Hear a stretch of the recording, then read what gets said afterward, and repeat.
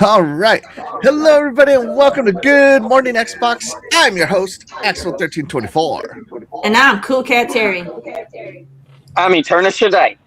Not fastback 6768. And I'm going to manually mute Shaddai if he doesn't learn how to push that button. Sorry, Shaddai. Anyways, hey guys, everybody, another week, daylight savings time. Shout out to you guys who are awake right now, because let me tell you, I am barely awake. I hate daylight savings time. Well, I did wake up, but I just didn't want to stay. Like, dang it. Don't like it. Exactly. But anyways, while I finish waking up, Terry, what have you been up to this week? No gaming yet again, but I am getting amped up though because Greedfall Dying World comes out. I think this week. I think, I think it's this week. And so I'm getting excited. Look, I've been waiting for this game. It was supposed to come out 2 years ago, and then it's been delayed and delayed. Well, now it's finally coming out this month, so I'm excited. This will be my first game, like big game that I bought in quite a while because I've been mostly just gaming off Game Pass. So I haven't really, I don't think I've bought a video game in like 2 years. so like, yeah, I'm actually excited to buy a game again. So nice. Get that hype train going for Terry. Finally going to spend some money. I'm going to spend some money. That's right. For me, no, forget me. Shaddai, is it another country? Do they have daylight savings time there? First off, wherever you're at, in the where are you in the MDR? DR. I'm in DR, Dominican Republic right now. Oh, okay. And so they don't have daylight savings time? No, it just stays the same. Oh, thank God, man! I wish the U.S. would get with the times. Yeah. Yeah. Oh, so what have you been playing while you've been on vacation? Did you take your ROG Ally with you and play some Xbox? Yes, I took my ROG Ally Switch with me. Switch. So, okay. Yeah. Hey, you know what? There's Xbox games on that thing. That is actually true. But one of them will be Bayonetta, just because I wanted to replay it again. Oh, Bayonetta 2 or 3? Actually, 1. 1. Okay. He's going old school on us. Okay. Right on. Okay, well, hey, I love Bayonetta 1. I love all the Bayonettas. I think they're all amazing. Some of my favorite games. And I really wish, because, Bayonetta 1 got its debut on Xbox 360 by Sega, but then Nintendo picked up the publishing rights. So there you go. It's kind of a weird game as far as the publishing rights are concerned.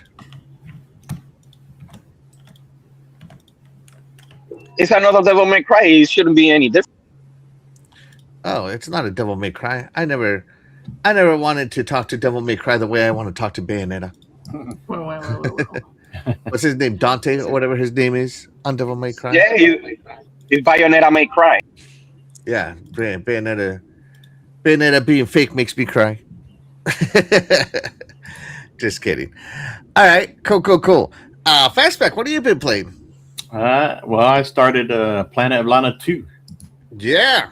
Very good. How is it? I'm loving it. Loving the story. They kind of expanded it to where you get to kind of interact with, the community in the game, your family, and of course the story starts off where you got to, got tasks to do, and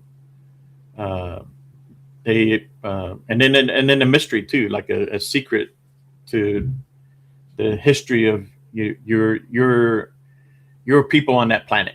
So very interesting so far, and as beautiful as ever. And the puzzle, they have kind of upped that a little bit, so you got to kind of think a little bit more. So I do like what they did with that too. So the at the end of the first Planet of Lana, it showed that you're basically colonizing that planet, right? Mm-hmm. So it continues that, right? Yeah, your people are not from that planet. So in this one, they kind of expand on that. Okay. Yeah. Cool. So there's a mystery there. I don't want to say too much because but Yeah, don't ruin it for me. But yeah, I did It's a very review, at interesting. least the summaries, because I don't want anything ruined. I skip all the way down to the summaries. And the reviewers I trust all gave it a 9.5. Yeah, no, it's. I agree with that. I'd probably give it a 10 myself, but I need to finish it, and I'll give a final grade on it. Yeah, Planet Lana stuck with me. I'm so glad I played that game. Yeah, It was on Game Pass. I don't know if it still is, but if it is, play it, everybody. and it's on Game Pass. Oh, I don't know about the original one. You're right, but Yeah, I don't know about the original either. yeah, So I have been playing some Helldivers, of course, but I started my first online Forza Motorsport race, Forza Motorsport 8. I ended up getting second place, and I first off during the qualifiers, I ended up getting the fastest lap, so I got a rare achievement for that one, and then I ended up placing second place, got another rare achievement on that one because I guess it's rare to get on the podium. And I don't think I'm that great at Forza Motorsport. I'm okay. I don't play a manual because I don't want to be pushing the buttons that much to shift gears. So I go automatic. So yeah, I've been playing a lot of Forza Motorsport 8. It's awesome. The online races are pretty cool. And on my ROG Ally, I actually wanted to check out Age of Mythology on it, as I love that game, and it's amazing. It's amazing on it. I'm gonna get back into that game. I love Age of Mythology, by the way. yeah, I need to jump back into. I think I'm gonna download that on the ROG also. Yeah, and it's running fine. The only thing is that you can't play online because the white Xbox Ally can't score high enough on the graphics to go online, like barely. Yeah. Like it scored like a 997.8, and you got to score 1,000 to go online on the benchmark test. That's right. I don't want to play online anyways. Yeah, I got a computer for that one. I'll play online on this because this thing scores like 5,000. Actually, I don't know. I've never tried it. Yeah. I just went straight to online. It didn't tell me anything. We'll see. Let's check in with the iconic chat. Chat, let us know what you've been playing. Shout out to you guys for waking up and let us know. Let's see. OG Frost says, good morning. Good morning to you. Thank you so much for being here. You are the real MVP. Appreciate you. Music 72 is in the house. Thank you so much for being here. You are the real MVP. Thank you. Did Axel forget to spring forward? No, I did not. Actually, I didn't even know we were supposed to spring forward today.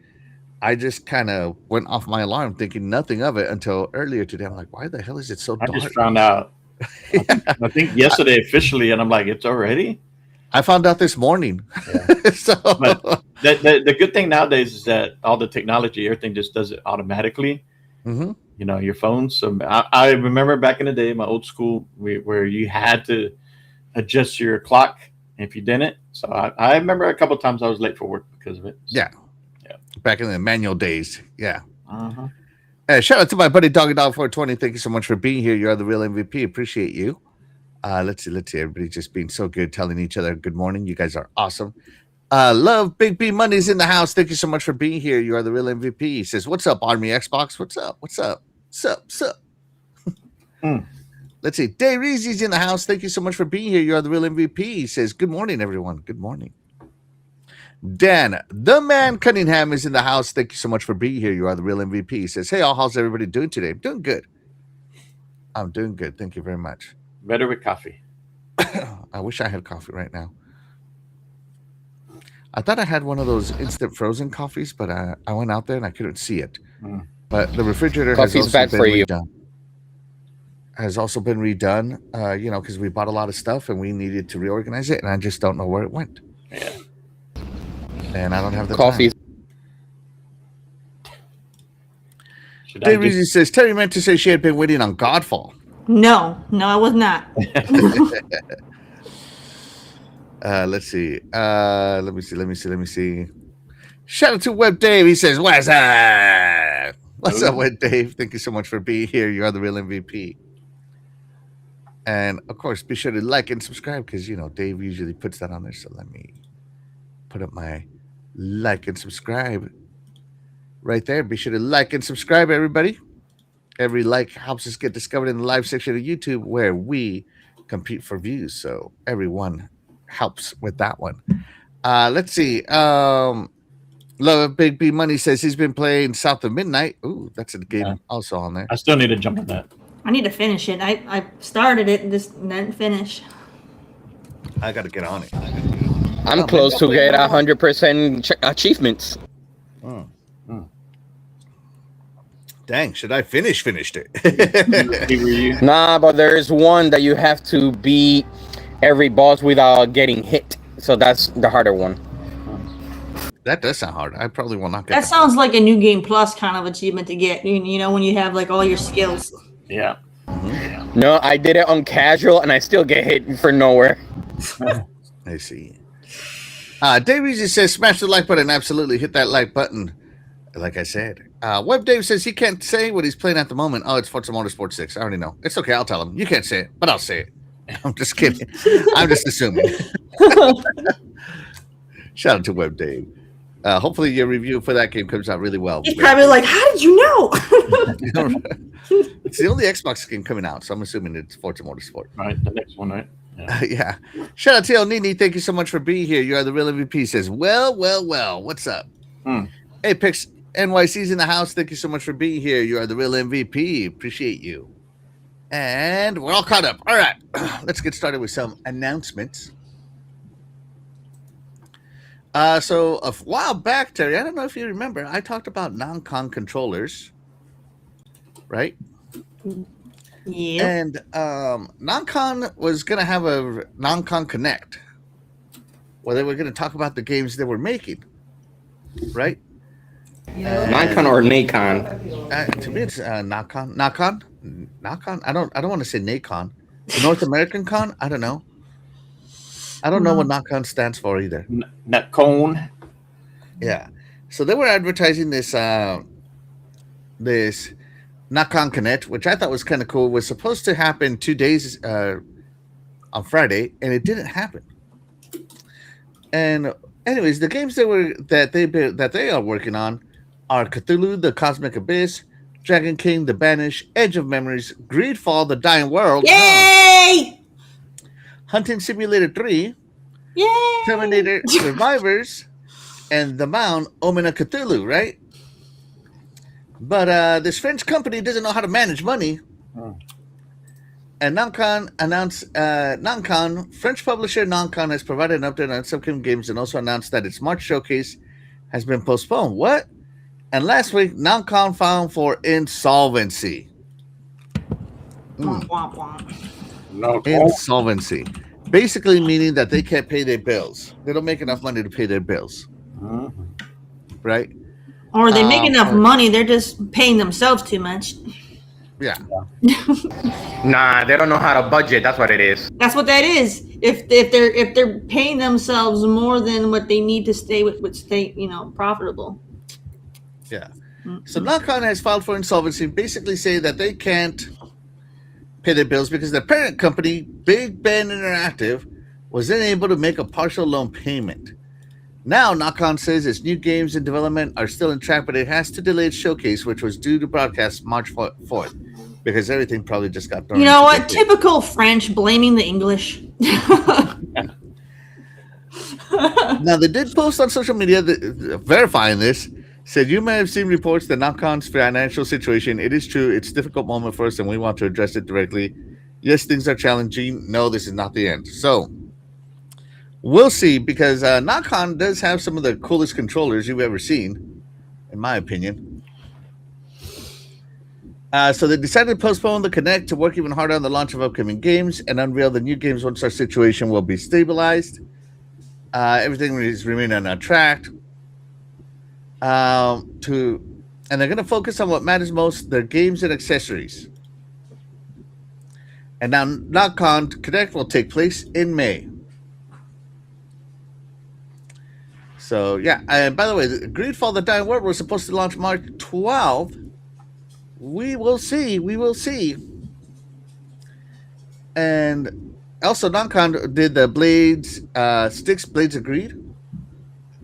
So we'll see. A publisher, what happens to them. As a publisher, they're just publishers. Yeah. Hey, you can't publish if your parent company doesn't pay the bills. Yeah. So, Terry, are you going to be sad that you don't get to play Greedfall in March? Not till May now. Actually, I don't know that. I'm just assuming. They're claiming that the game releases are still on track, so I'm hoping we're good. But because Greedfall, like I said, was originally supposed to release in 2024, and then it didn't. So, yeah, well, here's hoping. I mean, they still have pre-orders and stuff up, so that tells me they're still on track. Because otherwise, they would have taken that stuff down.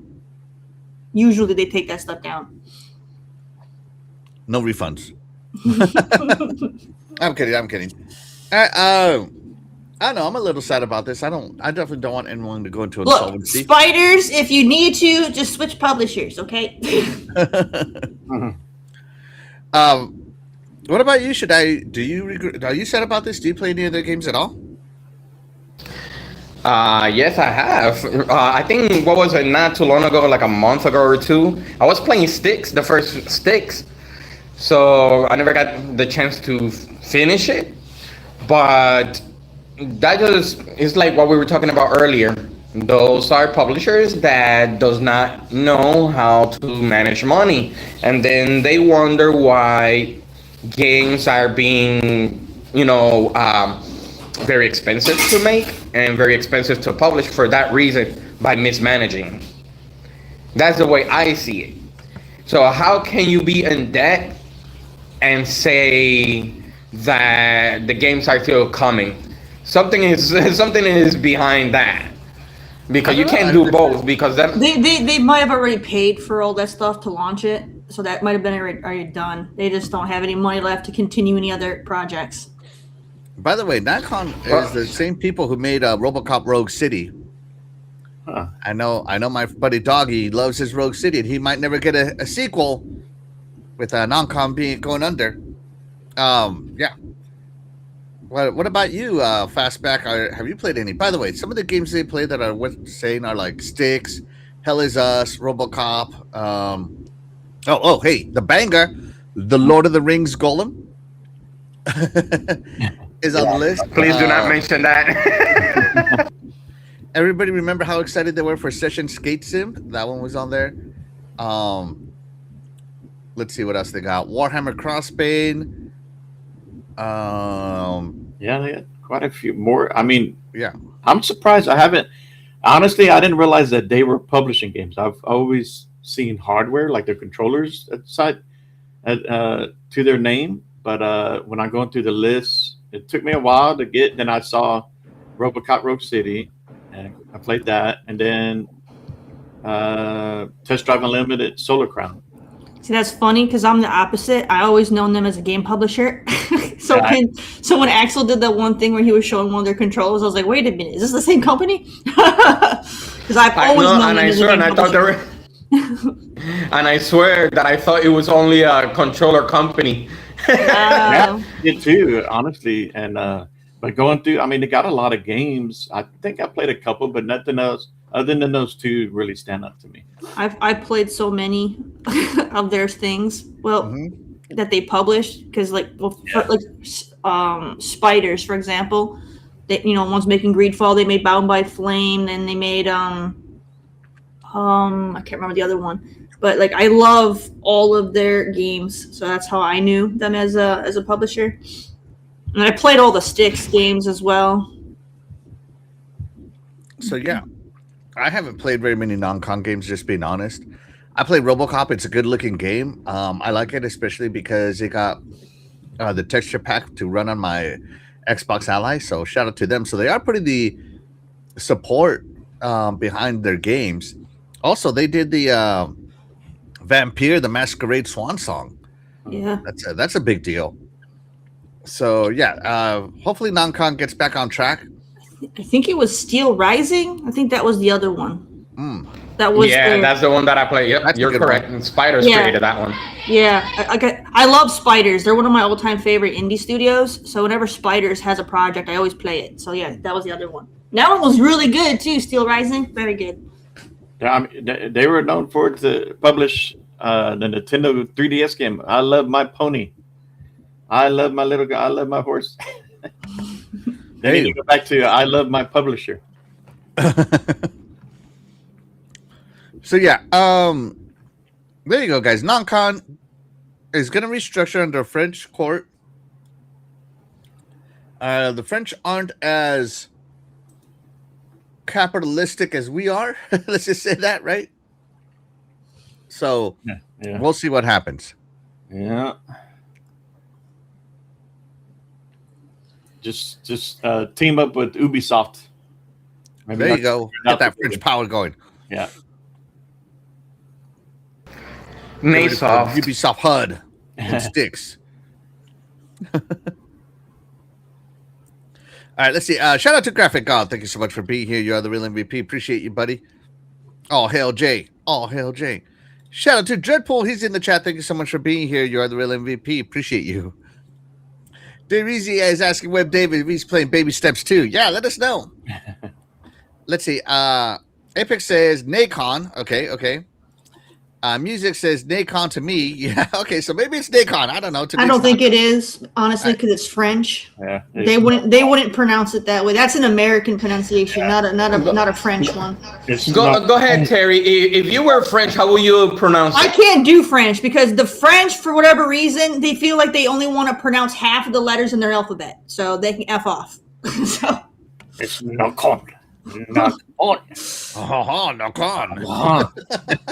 Gotta, put a little in there. Almost everything is silent in the French language. I don't know how they can get words. At least it's not British, man. They wouldn't even say the consonants to be at all. Yeah. All right. Let's see. Yeah, Apex. Hope they recover. Yeah, absolutely. We need good AA publishers and devs. Yeah. Who played Fairy? What? I did. What is that? I like Mars Log. Is that one of those Delivers to Mars? Oh, no. Yeah, Hell Is Us. Yeah, that's one of Shadai's games that he wanted to play. Maybe Nacon is pronounced like bacon. Oh, yeah, there you go. Instead of bacon. You know what? I love bacon. But what if we replace one letter and call it Nacon? There you go, dude. So it sounded like if it was naked. That's what it sounds like. Naked. That's funny music. 72. That's a good one. All right, so that's the first one. On to other sad news. So reward points are have been restructured, and they're worse. So Microsoft continues to tinker with its Microsoft Rewards program, this time by reducing the points you earn from daily set tasks by 50%. So before, if you did all your daily sets for this, right, you could get a total of 10,950 points a year. That has been halved. So your daily set clicks now only give you 5 points instead of 10. That's 3 tasks a day, so 15 points instead of 30. And so now you're only going to do 5,475 points on daily tasks. Now this follows the raised cost of Xbox gift cards by when they raised the cards by 10,000 points, or not 10,000 by like 5%. So like I always get the $100 gift card. It went from 95,000 to 100,000 points. Pisses me off, right? Play more games. And so now if you want to make any points, you got to do the weekly tasks. You got to do the Bing searches. You got to do all this other stuff. Yeah, I don't do that. Those other things. Yeah, so the daily points is reducing. They increase the gift cards, and hey, Terry, guess what? Get more with Ultimate. Oh yeah, that also matters less now. Get more with Ultimate now matters less. Or maybe they're trying to push everybody to Ultimate. Get more with Ultimate. To normal? To what it used to be like before Ultimate? I don't understand. Yeah. Yeah, the Microsoft Rewards, the nerf is real this time. A 50% nerf is huge. It's a huge nerf. Well, what do you think, Terry?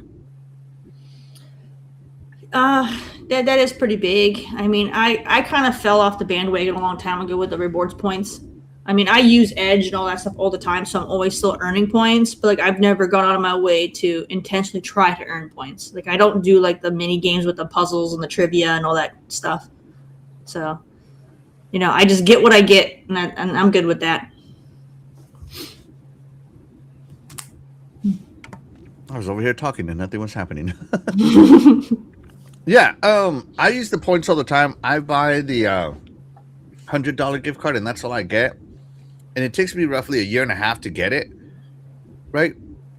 But still, kind of pissed. I know some people bought their Xbox using Microsoft reward points. Yeah. So some people are serious reward pointers. I mean, I don't know. I'm not that serious, but I know some people are serious. So you could get like 5,000 points a month or something like that. I used to do all my Christmas shopping off of Microsoft rewards because I would cash in for Amazon gift cards and then go and do all my Christmas shopping on Amazon. So like that's what I always used to use them for. But yeah. It takes a lot longer now to make stuff, so I don't really cash in on anything anymore. I see. Chat, let us know if you use the Microsoft reward points and what you get with them. What do you guys get with them? So remember, a while ago as well, they made it so that you couldn't get Xbox Game Pass off of Microsoft reward points anymore either. Yeah. So they are still nerfing it. Hi, what about you, man? Is this is nerf number like 10 on Microsoft reward points? I use it all the time. Honestly, I use it all the time, especially when the Microsoft Store have discounts already, so I could do discount on top of another discount. So I use it all the time, but the more they nerf, the more are making me drift away from using the program. And I think that's what they're trying to do. They want to erase everything, but they don't want to give anything like for free now. So I think that's what's happening. It's just that they feel that they're already doing a lot of pro consumer and just remove the other, which is the big points. So it's gonna pull out a lot of people and then close this program down. That's what it seems like. So I'm not liking it. I'm not really liking it. I love doing the Microsoft reward, but I'm not liking it. The more they change it or raise it, it's gonna pretty much pull me away from it. Yeah, and keep in mind, everybody, no other publisher or platform holder does this, right? The only way to get points with other platform holders, Team Blue and Team Red, and Team Black now, Steam, is to buy stuff. This is the only participation style program in the industry from a big dog. What about you there, Fastback? What do you think? I do like the Microsoft rewards. I don't really try hard to using like doing Bing searches and all that. I just get the points when playing the game. So whatever I get, that's what I get. But I do pay attention to it when I get to about a certain amount of points. I can get a $10 gift card just to buy a game. It depends on the game. If I'm going to buy, I don't buy a lot of games throughout the year. If I do, like let's say GTA 6 comes out, I'll probably use a gift card with my points to help with that. But I always one thing I always do, I always get on the Xbox app on the phone so that it account for whatever gaming activity you've done. So if I play a game on the console and then I play a game on my ROG, so the ROG will count for like PC gaming, and then of course console, right? So I get more points for that. If you do it daily and you go add up, so when you get to the 5th day, now you get a bonus, all right? So I do pay attention to that, but as far as the other stuff, I haven't. So part of me felt like I wasn't sure if it seemed like it got nerfed a little bit. Like I was like, I'm on the ultimate. I don't think I'm getting many points. But then if you're not playing a game or something like that, then you're going to get less. So honestly, I really haven't paid attention. I haven't seen nothing official from Microsoft as far as if they did nerf anything. I guess achievement, they pay attention to all that, right? So I guess they're somebody obviously they have all the time in the world to notice that and put account. So I don't know. I think again, like y'all were saying that Microsoft and Xbox are the only ones that are really doing this. Other than if you let's say you get apps with other like like Starbucks or whatever, you the more you go, the more you buy, right? You get points and you can use it to get free stuff. Hopefully they keep doing it, but maybe maybe there's something behind the scene. They see it that they're like, well, maybe we're giving away too much and we need to make adjustment. But if they're gonna adjust it, they need to communicate that with us. So yeah. To me, it's still worth it. To be honest, again, it's the only one that does this. Microsoft is the only one that does this, right? It's pretty generous, and the only reward scheme left when it comes to gaming. So they're alone, so they can basically do whatever they want, make this as stingy as they want, and they'll still be the only one there. true. I don't think it's worth it to be stingy, but hey, that's them. And I think what they want to get is away from the daily clicks, because a lot of the daily clicks are like, these, right? Take a poll, stuff like that. And I think they want to move over to the participation. Like, you remember, it used to be that, play 4 games a week and get a weekly streak. Mhm. And so you used to play, you could just launch 4 games and get the streak. Now you have to launch 4 games and actually play it for 30 minutes at least to get the streak, each one. So they are refining it. And I think that the participation part is still good. Obviously, if you buy stuff from the Microsoft Store, you still get reward points too. That's still good. As I bought my ROG Ally from the Microsoft Store, that helped a lot, stuff like that. So it's still there. It's just not as generous as it used to be. Or use it for sweepstakes. Oh man, I've never won anything, and I never have either. I've done that too. I've entered some of the gaming PC sweepstakes and never gotten a darn thing. Yeah, I was like, I'm saving my points for my gift cards. Yeah, I do gift cards. Yeah. Yeah. So I do appreciate that. Like, I'd rather get something than nothing. Yes. If they want to be feature about it, then okay. Absolutely agree with your statement right there. Something other than nothing. Yes. Let's see. Let's check it with the chat. Chat, let us know what you use your points for. We love to hear what you have to say. Apex says, I use those points all the time. Xbox and MSI Claw. Ooh, he has an MSI Claw. That's cool. That's cool. I myself have an Xbox Ally, but I've looked at the MSI Claw. It's huge. It's huge. Makes my hands look small. Yeah. Let's see. Doug says those $100 were $91,000 not too long ago. About 2 years ago, brother. About 2 years ago. That's the last time I traded in, was at the 91,000. So yeah. So I didn't trade in a 95,000. I have to go all the way to 100,000, which pisses me off, man. I was so close. Like, my points right now. Hold on, let me look. Let me see how many points I got. Hold on. Give me 1 second, chat. Give me 1 second. I have 84,000 points, man. I was only 10,000 points away. That's 2 months worth of work for me. And no. Let's see. Doggy says, I think they'll shut down the program eventually. Eventually they will. I hopefully not before I get my next $100 gift card, but yeah. Let's see. I do the $10 buck gift cards a month. Whoa, you get $100 in 10 months. That's cool. You do more Microsoft pointing than me. That's cool. Doggy always cashes them in now. Yeah.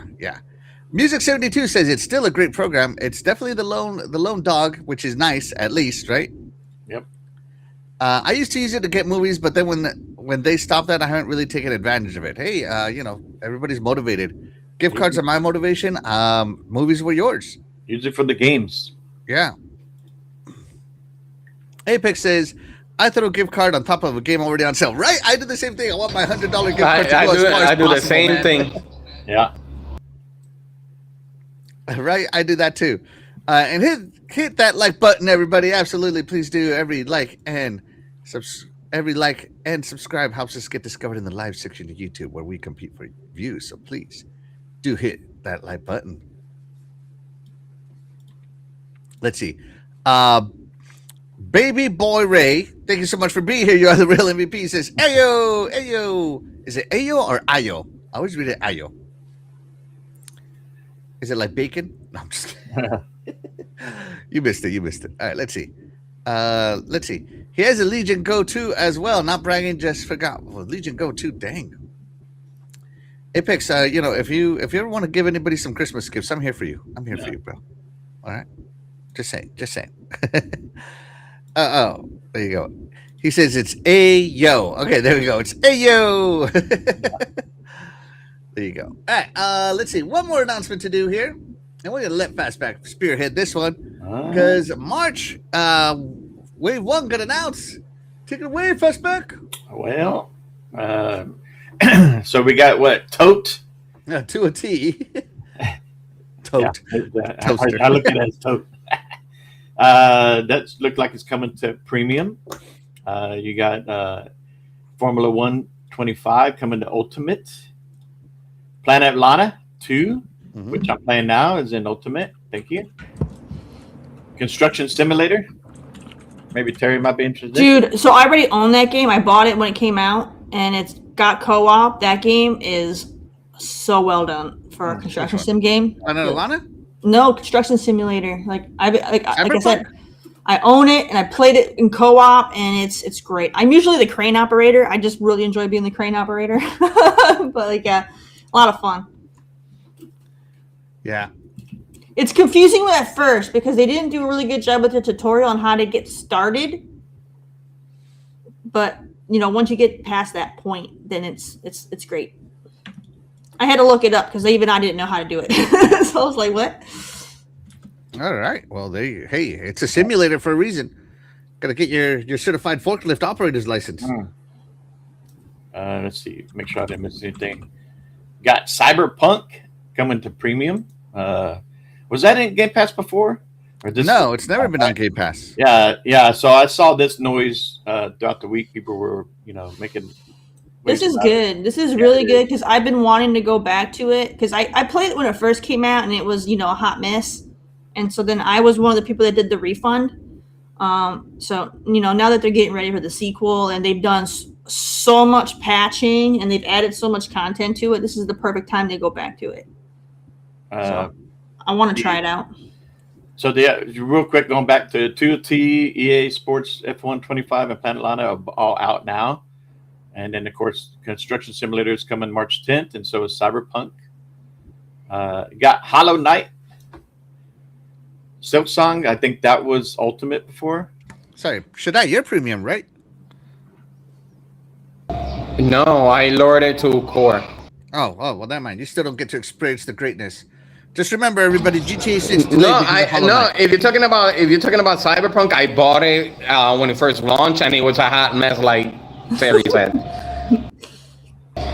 People were pretty much, dropping off the buildings, so that's why I stopped playing. On Cyberpunk? I don't remember that. You need to clean your console. No, the game was super buggy. They had they had to allow mass refunds for the game because of how broken it was at launch. I remember that was on bad. PlayStation, but I played it at launch. I don't remember having. I mean, I know Yeah. it was perfect. I played It was buggy. Good. Yeah. It was buggy. It was really bad for me. It was really bad. Yeah, it was bad for me too. Like especially trying to drive around with it. It was bad. So yeah, I refunded mine. The last time I remember, I was driving around the city, and then a guy just dropped out of thin air and hit my car. Hollow Knight, March 12th. DreamWorks Gabby's Dollhouse, ready to party. I want that game. Really? Gabby's Dollhouse. DreamWorks Gabby's Doll. I don't know. Is Gabby like the new Bluey? I don't know what's going on here. I don't have kids, so I don't keep up with this stuff. New Dora. She's probably the new Dora, right?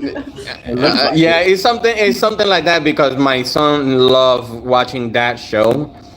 So it's something like that. It's like Dora, something like that. Okay. Where are you watching that at? On DreamWorks, whatever station they own. Disney? Or is it? No. I don't know. No, I think that's Nickelodeon. So HBO, huh? Yeah. So that's March 17th. And that's it for Wave 1.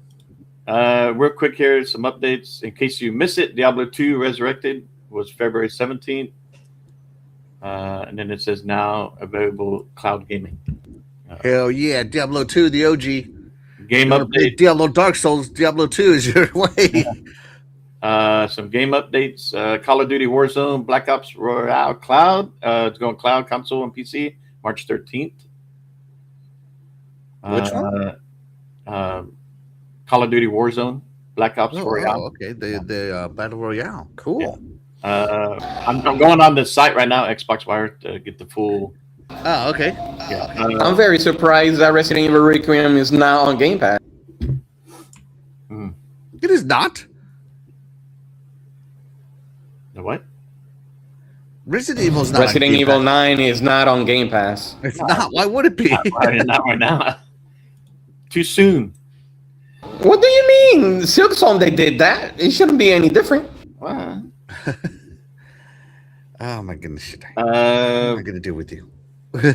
In-game benefits, Game Pass Pack 5. Game Pass members get a free in-game bundle for Call of Duty Black Ops 7 and Call of Duty Warzone. And then, of course, as always, there's always games leaving March 15th. Bratz, Rhythm and Style. Sorry, didn't turn on Shaddai. You gotta better hurry play it. Enter the Gungeon F1 Formula 1 23. He is coming. Lightyear Frontier. I played that. It was okay. And Myth Wrecked Ambrosia Island. Those are leaving on March 15th. Gungeon is the only really good one on that list for me. I own Gungeon. I own it on PC and on Xbox. I bought it twice. So yeah, to me that one is it's a roguelike bullet hell game, and it's unforgiving. You gotta get good real fast, or you're gonna have a bad time. So that's your first wave of March Game Pass. Mm-hmm. So everybody, let us know what you liked in that and what you're gonna play. Yeah, definitely. Let us know. Is this a good? Is this a good March Wave 1? Like out of these games, to me, the big one is Planet Alana. Yeah. Let's see. Played it, not playing it. Played it, not playing it, not playing it. To me, Planet Alana is the big Wave 1. I think it's between that one and Cyberpunk, just because of how well they updated the game. I'm very surprised they never included, what is it called, Liberty something, the expansion thing. I'm very surprised. Well, it might be cheaper if you do it through Game Pass. Maybe there's a discount. I'm not sure. Or use your Bing points. And listen to this, Shaddai. You said something about Resident Evil Requiem dumping them for Game Pass, and look, music says kick him off the panel. Yeah, I saw that. but it's true. Hey, but it's true, because if they did it with Expedition and Silksong, it shouldn't be any different. I don't think. I don't know if Capcom would be interested in that. No. What I do love about these waves is that you're getting a variety. All these games are different genres, right? They meet, tastes to different gamers. So I do love that. That's what we're getting. You're not going to get AAA all the time. That's not, they can't do that. They got to spread it out. So you're getting a mix of indie, AAA. So are you trying to say that Cyberpunk is not a AAA? Is that what you're trying to say? The way it came out, it was double A. Yeah, you could say, right. But yeah. But for me, Planet Lana is the GOAT on this one. Yep. Planet Lana by far. The big GOAT. Yeah. Let's see. And for Terry, of course, it's Construction Simulator for her. So good. What's amazing though is that a game I was looking for that came out on March 3rd isn't on Wave 1. It's called Mini Shoot Adventures. That one's not shown on there, but we'll talk about Mini Shoot here coming up. All right, let's get to it. That's it for the introductions. Let's get to it. Terry, I don't know if you know, but there was an Xbox Direct, or as I call it, Xbox Direct, this week. And shown off at the Xbox Direct was 9 games. Okay. Coming to your Xbox, Terry. Are you ready? I'm ready. All right. So your Xbox, it was an indie direct. Okay, so Ooh. it wasn't like a AAA direct. But the first Xbox game that was shown. So we got 9 games. Let's get to it. Now I was watching someone play this demo. There's a demo of this one available right now. It's called Dench Attack. Where It's you a play French like game. it's like Subway Surfers Extreme to me, but it's a rhythm game of some kind. I remember seeing It's it before. arcadey. Now it's- It's fun paced. It's crazy. Where you're like on a subway scoring points. Like And Jet somebody Set? was playing this for like 5 hours. They were addicted to it. Just look Wow. up Jet Set. Like Jet Set. I think it was shown in Summer Games or something. It was. So this Xbox already did a trailer on this one, but during the Nintendo Direct, or as I like to call them, Xbox Directs, because all we cover is the Xbox games here. This was shown, and it has boss fights. I think that's super cool. I mean, it looks good. It looks good, and I definitely want to play it. And it's coming to Game Pass, by the way. So the full game, it will be coming to Game Pass sometime soon. June 17th. So they finally got a release date. Coming to Xbox Game Pass, Xbox Play Anywhere, Xbox PC, Xbox Cloud, all on June 17th. Dench Attack! Are you going to Dench Attack up, Terry? No, it's not my thing. I mean, it does remind me of Jet Set, though. It does, but you know, I'm not into that kind of stuff. The art style also. What was that rhythm game that came out by Tango? Yeah. Hi-Fi Rush? Hi-Fi Rush. Hi-Fi. Yeah, the art style reminds me of Hi-Fi Rush. Okay. Well, okay. Cool. All right. Anybody else interested in Dench Attack? Maybe. I will pass on that one. It, as an old school gamer and growing up on Saturday morning cartoons, it reminds me of School Bus Rock. I don't know if anybody remembers. Oh, that yeah. movie, but I it's- It's like a cross between that and Jet Set. I've never heard of School Bus Rock. Yeah, So. it's like a Yeah. I'm interested in it. So that one is cool. Of course, more mixtape was shown. I'm totally passed for- interested in this. I really pass. am. Hard pass. I don't know what it is about it. Like, I don't really like indie music, but there's something about this. I don't know. Mixtape. Okay. What about you? Anybody else interested in mixtape? So Terry's in. I'm out. I just want to TP that $2 I'm out. house. That's what it is. no, not my jam, but I can see my daughters liking this. So I'll let Terry tell me how trippy it was. So this one is actually, and so that one is also coming to Game Pass, day one, I think. Mixtape Cool. is I believe so. Yeah. right. Yeah, May 7th. So mixtape, I think, is also a day one, if I recall correctly, right? Fastback. So, I'll look yeah. it up real quick. Yeah. For those, I'm going to mute my mic here for a minute because if I can hear it, you guys can hear it. Sorry. Yeah, I got my in-laws in the house for the next 5 months, so they are Yeah, it is they're day active one. around the house. Day one.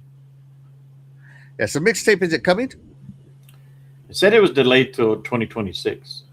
Yeah, 2026. Yeah, but it's coming to Game Pass, right? Yeah. Yeah. There you go. I think it's down May 7th. May 7th. Yeah. Let's see. Dan the Man Cunningham is waiting for dispatch. I have no idea what's not an Xbox yet, right? Right? If the Switch 2 gets it, why doesn't Xbox? That's some BS. Wait till the Helix comes out. Yeah. It'll be on there for sure. Dan the Man also says that Dench Attack looks like a cross between Tony Hawk, Jet Set Radio, and Crazy Taxi. Yes. Thank you. Music, Cindy2 said, I've heard of Schoolhouse Rock, but not School Bus. Schoolhouse Bus. Never heard of that one. All right, let's see. So this one is an early preview already on Xbox. And that is Moonlighter 2, The Endless Vault. So you can play it on Ultimate as part of game previews. But I don't know if it's actually going to launch an Xbox, but I know it's all the game previews are part of the Ultimate scene. So usually, though, if it's on previews, it is coming day one. So Moonlighter is basically where you go through dungeons gather loot and to sell in your store. So you run a store, and you take everything back to your store. You sell it. You give it to people. See what I mean? And it's a dungeon crawler, a roguelike endless dungeon crawler where you get loot and to sell. Most dungeon crawlers have you getting loot to upgrade your character, but on this one, I guess what you don't use, you can sell. Pre-loved sword right here, bloodstains included. A lot of people who've played Moonlighter say that it's great.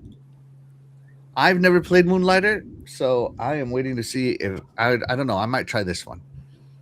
I don't like playing early access games for some reason. I don't know. It's just something about it. Yeah, I played it. It's all right. I played on the ROG. So Moonlighter or Moonlighter 2? Moonlighter 2. Oh, okay. Yeah.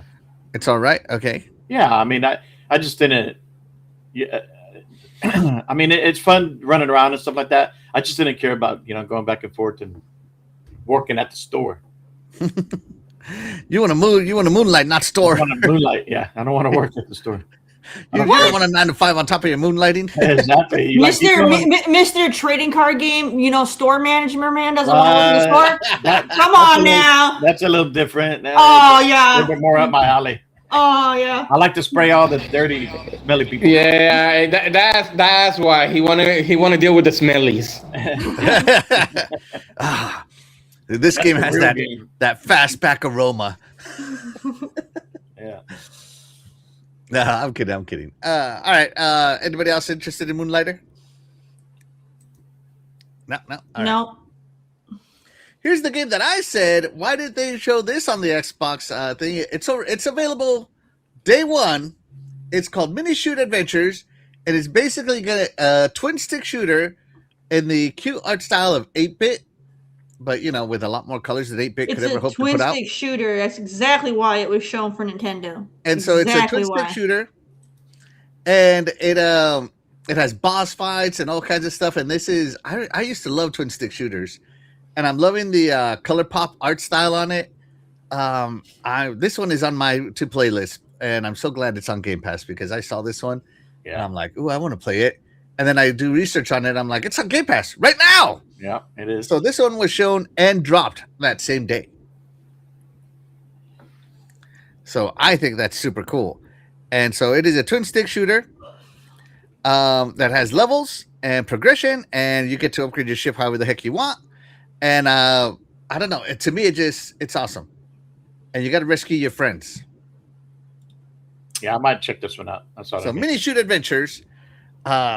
It looks so good. It looks so cute. Not cute, but it looks like what I used to play back in the day. So I'm in. Count me in. Fastback, are you in or out? I'm in. All right, he's gonna mini shoot it up. Did you ever play these back in the day? Oh yeah. Yeah, I especially like playing twin stick shooters on my phone for some reason. I don't know why. Don't ask me why. I just do. What about you, Shaddai? You gonna mini shoot it up? No, I'm gonna pass. For some reason, I'm like, why does the game reminds me of Blue Raider? Even though that's a 3D game, Blue Raider is like that. So I'm like, no, or Geometry Wars is like that too. I love Geometry Wars. Oh my god. So yeah, so no, it's a hard pass for me. It's a hard pass. Yeah. All right. Terry, what about you? Twin stick shooting it up? Nope, hard pass. Hard pass. All right. Yeah. And shout out to Taylor Parker. Thank you so much for being here. You are the real MVP. Appreciate you, buddy. Yeah. So let's see what we got. Up next is like a puzzle game. Hold on, let me get to the stuff here. So in this puzzle game, the world is not in color, and as you solve the puzzles, they're cute dioramas. As you solve the puzzles, you get to add color to it with what you're doing. So it's a diorama style puzzle game where you grab stuff and just put it where it belongs. So it's definitely a cuter one, definitely for younger audiences, or for adults who love simple puzzle games that look cool. So this one is a puzzle game, diorama style, fill in the color puzzle game. Oh, you guys can't see it. Nope. Why don't you guys say anything? You're letting me just talk. Because you want me just to interrupt you? Like, shut up, Axel. We can't see it. I was going back and forth, then I was like, huh? Yes, do something. Mm. So it's called Voodoo instead of Voodoo. It's called Voodoo. Another one of those bacon naked things. What if we change one letter on Voodoo and call it Voodoo? Well, it does look like everything's made out of wood. Yeah, that's the whole point of it. That's the art style, and it's all dioramas, so you get to spin them around and stuff. Okay. So it does look cute. It does. But while I wouldn't mind this game if it was free, I would play this game for free. I'm definitely not paying for this game. Sorry. Because I would play like 3 levels in this game and then quit and never play again. So how can you say he's cute but doesn't want to play? Hold on a second. Hold on. I'll be right back. Hold on. I think that's something my daughter would like. Like, she's starting to get more into. She was always on Roblox on her phone, but now she's getting a little older. Now she's like, "Hey, Dad, what's on Game Pass like that?" So me and her were playing Minecraft. Oh, she's matured in her gaming maturity. Her gaming maturity is growing. So yeah. Oh, finally get her off that Roblox stuff. No more Roblox now. Onto Minecraft. Yeah. No, that's cool. That's cool.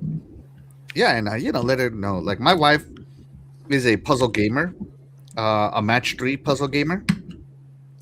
That is all she wants to play. Those are the only types of games she likes. She doesn't want to play anything else. But it's funny, like when I play puzzle platformers like Planet Alana, she'll definitely get into it. She's a puzzle gamer, whether she likes to admit it or not. All right, so Voodoo is there.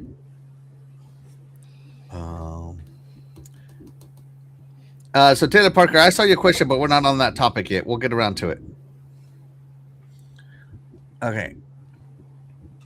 And then up next is a game called, what was this game called? Grave Seasons. It's like, a farming sim. And I have no idea what it's about because it's a farming sim and I'm not playing it. So hard pass. I have no idea what this game is about, just being honest. I saw this trailer and I saw farming sim and I zoned out. Farming sim? So I'm sorry. I'm more prepared for this, but I guess you talk to souls and help them to murdered souls. I guess. So it's called Grave Seasons. So this one is also coming to Xbox.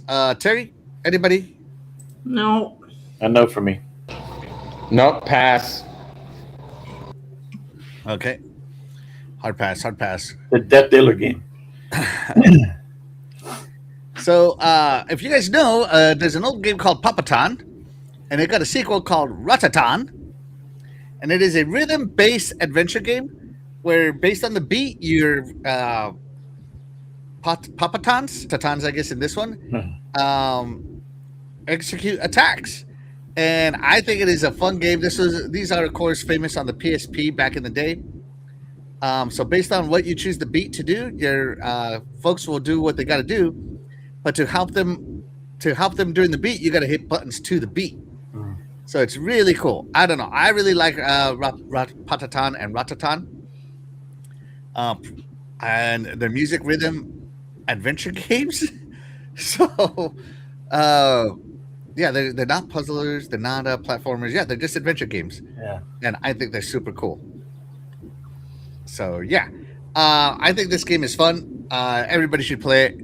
And it's coming to Xbox. So, finally, free from the shackles of the PSP. So that everybody can experience the funness. Hey, look at that. That's baloney. Yeah. It's fun. It's a fun game. Look cool. Maybe they should call it Shaka Khan. Shaka Khan. Maybe that's the new one. So yeah, there you go. So Papatan coming to you. Ratatan and Papatan. So this is technically Papatan, Ratatan, the sequel, Ratatan. I see. Yeah, Terry, are you gonna Ratatan it up? No, I actually never even heard of that. So You've never heard of these amazing rhythm games? no. Should I fastback? I have played Patapon on the PSP, so it's not. But are they made from the same studios or no? I didn't do that kind of research. Let me see. What, Who's Papatan and Ratata? the OG Ratatan? I don't really think it would matter anyway. No. The No, original Patapon. team wouldn't get the original team anyway. I don't think so, because I think the studio got shut down. So I think they just. That's what that's what I'm saying. What happened is some some of the staff that made Patapon created their own studio, and they started mentioning this one, Ratatan. So Patapon is a trilogy. You got Patapon, Ratatan, and Petapon, Ratatan, and I forgot what the last one is called. Crapatan. Yeah. So yeah. I don't think Okay, so the original studio is down, but this studio is made by the Patatan veterans. See, I know the it. original creator and director, Hiroyuki Kotani. So yeah, there you go. Okay. It's got So I was some correct vibes on it. then. Yes, I was correct then. Will I play it? No. Lately, they're making a lot of rhythm games, but no. I love me some rhythm games. If it's in Game Pass, I'll try it out. Oh, stop it! You still have to play it. You should play it. It's so good. It's so good. I highly recommend this game, everybody. It's fun. Trust me. Trust me, bro. All right, and up next is this game called Outbound. Why is Outbound like? Come on, man. Come on. Even though my podcast is only in 720, don't give me 720 on top of 720. This is called Outbound. It's basically an RV story game where you drive an RV and go to different campsites and check them out and look at stuff. And yeah, I'm out. Terry? No, so they're picking up on that on the van life trend. Oh yeah. I can see that. So, I mean, I guess it could be kind of like a chill thing. I don't know.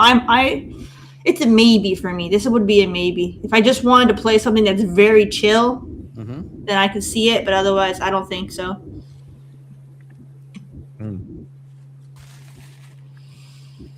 I'm a sucker for games like these, being the chill game. So it's a maybe for me. Okay. It's a hard pass for me. I could see myself playing it while I'm just chatting with my buds. You know, when they play their own thing, I play my own thing. Yeah, the best part about this trailer is the dog. Love the little dog. It looks like a border collie. Yeah, I like the bug van. We got the Volkswagen party van. Volkswagen party van. Yeah. But I like the way they look, but I wouldn't get one in real life because it'd be a little too small for me. Right. Yeah. Taylor. The next gen PlayStation games will look like this. They have no money anymore. Oh, Doggy dog. That there is an RV. Outbound looks incredibly cozy. That's what it's going after. Yeah. Coziness. Yeah. And the last game is this. It's another shopping store game, so we know.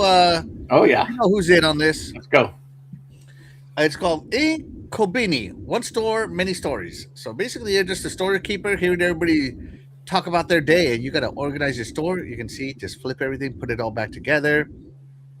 And a lot of people have said that this is an addicting game. I can see that. Because I think this released already on Steam, I think, or maybe it came to a game preview on Steam. Yeah, I remember seeing it. Yeah. So this is another one of those games. So in Kobini, you get to run your own store. Guys, let me know who's interested. Guys and gals, let me know who's interested. If it's in Game Pass, yes, I'll check it out. I'm gonna overcharge everybody.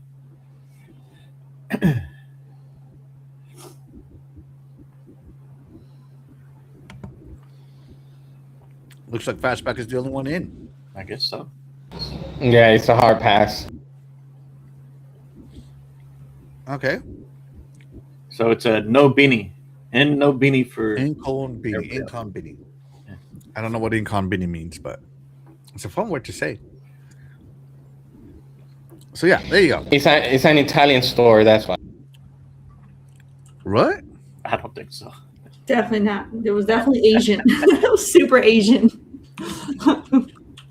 With an Italian name. No. Yeah. All right. So there you go. Those are the 9 games. So we have, now to recap, we had Dench Attack, Mixtape, Moonlighter, Mini Shoot, Voodoo, Grave Seasons, Ratatan, Outbound, and Incubini. 1, 2, 3, 4, 5, 6, 7, 8, 9. Yeah, I got them all. Okay. So out of these 9s, how many are you interested in, Terry? 2. Which ones? The Outbound and the Mixtape. Okay. Okay. What about you there, Shaddai? Which one are you interested in? None of them. Actually, none of them. Look at this. He's too good for indies guy. What about you, Fastback? I think there were maybe 3 I was interested, but don't ask me. You know, the Incubini was one. All right. I can't remember the other ones. All right. Incubini. The bus one. Okay. Outbound. Yeah. The mini shooter. Mm-hmm. And the rhythm one. Ratatan. Yeah. Ratata. Shikaka. So I don't see a list of them, so I forget. You know, Yeah, sorry, I didn't list them up. So for me, Dench Attack, Moonlighter, maybe not. Mini Shoot for sure. That one's on Game Pass right now, so I'm gonna download that one right now. Let me see. And Ratatan, and that's it. Those are my 3. Yeah, Ratatan. Get you some rhythm. All right. Here we go. So, moving on to the next topic. Chat. How many of these 9 games were you interested in? Let me know.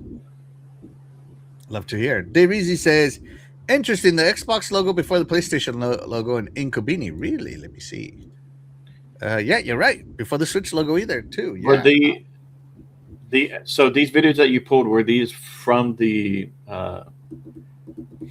Nintendo show? So most of them were from the Nintendo show, as they were the newest trailers. I always like to show the newest trailers. Yeah. But if they have like Xbox trailers, I'll show those. But like this one, I couldn't even find the Nintendo trailer. I had to go to GameTrailers.com to theirs to get it. Yeah. To get it. So yeah.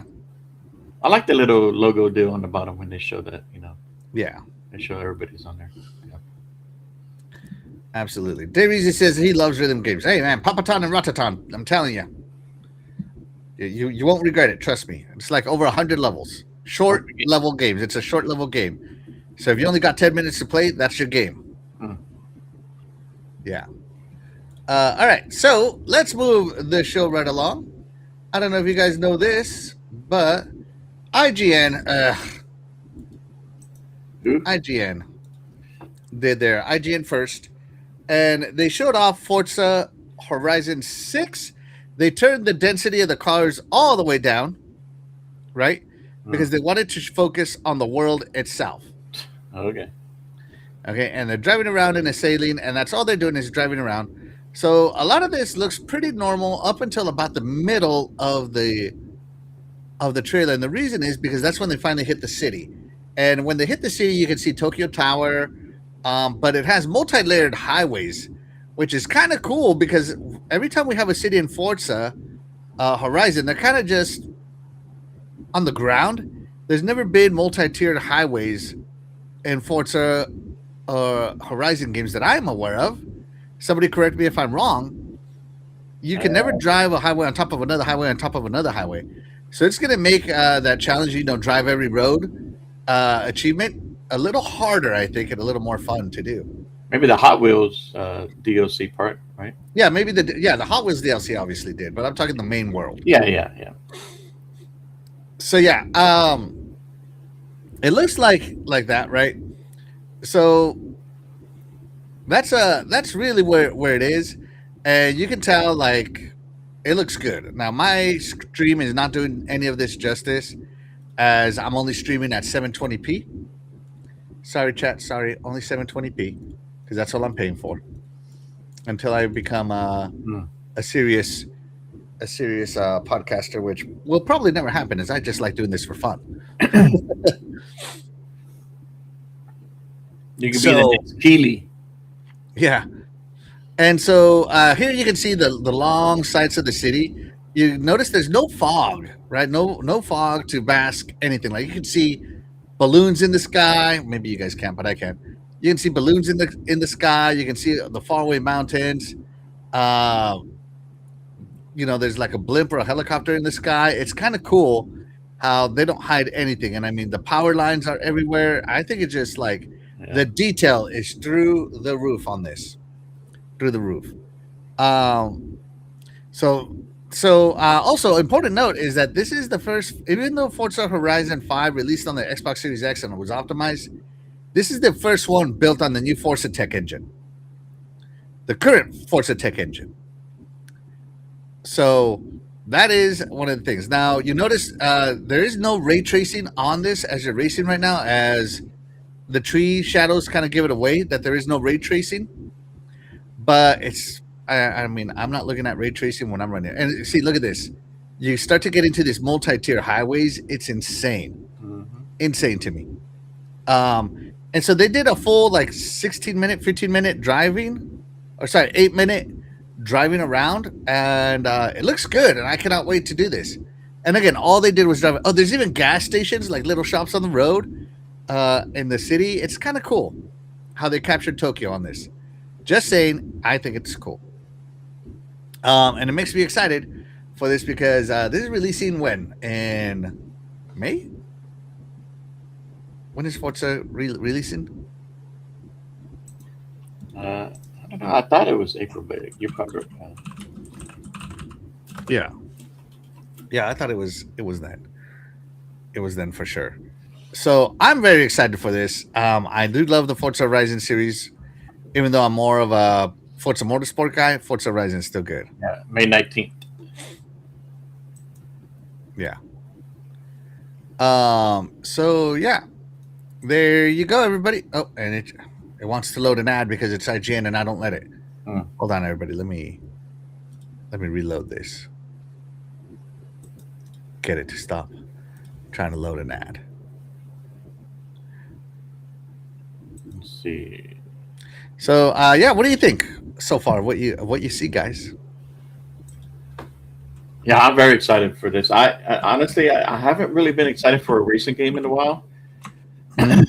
So this one does got me back interested in racing games, and of course being in Japan. I used to play. I really loved playing Tokyo Extreme Racer. And those were all about, so you would race against different clubs in Japan on the highway. It's all about the highway, just speed. That's it. And then if you won their cars and stuff like that. So I'm really looking forward to this. Just kind of experience the Japan countryside, the cities, the culture. Does look like they put a lot of time into this. And, we're going to get a good feel of what it's like to race in Japan in gaming. So really excited for this. For me, the last time I played Forza Horizon was the one that it was played in Great Britain. That's my last one. I'm not into the racing, but this one I know is gonna be extremely popular. Well, Forza it's already been popular, but I know a lot of people maybe want to drive as close or maybe through Mount Fuji, at least something different, or maybe we might see some anime included into this, but it better not be like Need for Speed, that it was full anime, which that's why. It was not full anime. But that's what it said. Well, that's what it looked like. It's like Dude, they literally had a setting where you could turn it off. Well, that is actually true. That's actually true. Stop. well, we're talking about Japan here, so lies and misinformation. You Forza, I'm not spreading lies. Lovers. Yeah, hey, it is not lies. Yeah. They are not lies. We're talking about Japan here. No, you know they're gonna include anything that is anime included. You know that. Need for Speed propaganda? No. I'd rather have Underground. I love Underground. That was the best. But since it's Japan, we're gonna see a lot of K-pops and we're gonna see a lot of anime, depending on how they're gonna do it. It's not misinformation. I know that will happen. You're gonna see a lot of compacts and K cars. That's what you're gonna see. No, it's not. No, it's not. Compacts and K cars, dude. Look at that. Right there's one. No. Right there's another kilo K truck. Look at that. Remember, Axel said they toned down the vehicle, so you only saw one. We may be not see any more than that. So I don't know, but I would like to see around maybe around Mount Fuji, all that. So it will be fun. I think it depends on where you're driving, like what type of cars you'll see. If you're in the city, you're probably going to see more of the car culture. I was going to say all I'm seeing are Land Cruisers and K trucks. That's all I see. It's a toned down, video. No, they only we might not see that many. They only got 3 cars for traffic. See the K truck again. So we will see that probably during the release, only 3, and then after that we don't see no more. You're gonna unlock the traffic in this game. Yeah. K truck, Land Cruiser, K truck. Come on, man. There's like 3 cars. Oh, what is this? Datsun. Suzuki. That was an 80s Corolla. Yeah. So the roads look really wide in Japan. Holy crap! Because this is a Saline S7. That's a wide-bodied car. It is, yeah. And these roads look really wide. So do you think that's going to hurt some of the races? That the roads are really wide and you. No, I think it's because they probably have a lot of drifting events, and this is going to make it easier to do that. Yeah. Okay. By the way, this bridge right here, when I saw this, I thought this bridge was gorgeous. It makes me want to drive it. Look at this. And when you think about racing and you got like 10 people in a race, you need room to pass. So they're making it gamer friendly. Unless you're Dreadpool, doesn't matter how wide that road is, he's going to slam you into a rock.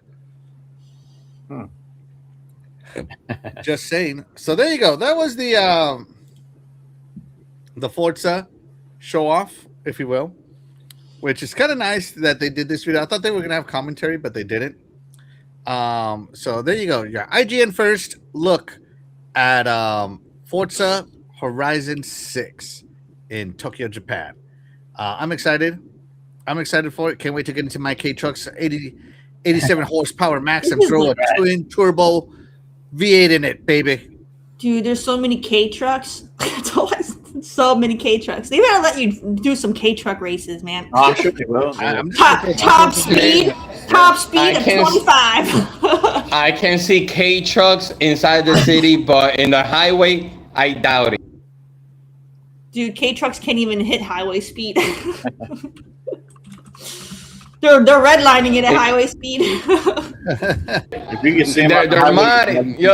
They're upgraded. That's why. Yeah. You had to put in their Suzuki engine. Yeah, let me get a K truck with a Ferrari motor in it. No. Nissan Skyline motor. That motor was way more than the whole truck.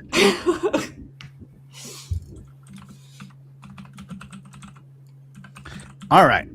Anybody got anything else to say about Forza? Nope. Can't wait. I can't wait for Forza K trucks. Yeah, Forza K-Truck K edition. trucks. That's what it is. This is Forza K-Truck edition. That's right. All right. Let's pause that. Let me pause that. Here, let's get to the main event. Let's watch it. Let's watch a little video again. Yeah, shall we? Shall we? All right. Hold on. Let me get my video option going. Turn the volume. Crank it up to 11. No. All right. Here we go. Crank it to 11. Here we go.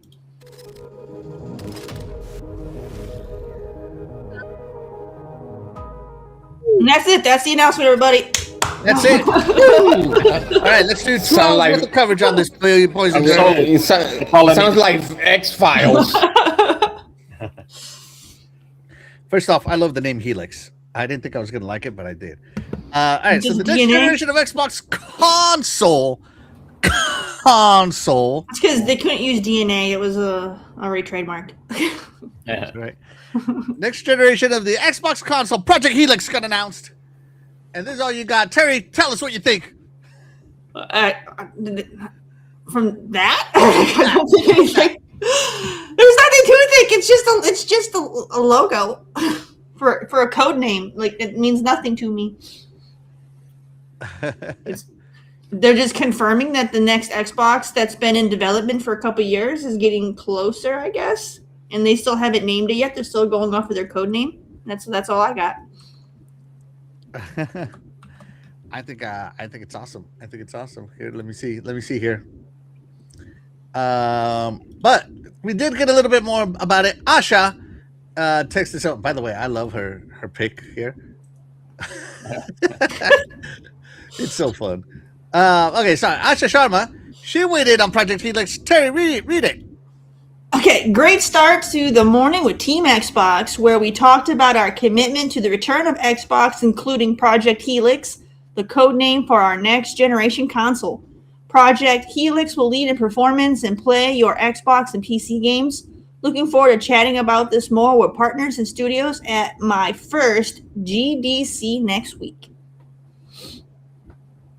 Yes, it's official. This is the pre-Helix right here. That we got. That was the Helix Mini. That's right, my Helix my mini Helix. It's coming all the way full circle. Looks like that Windows kernel is about to become the Windows OS.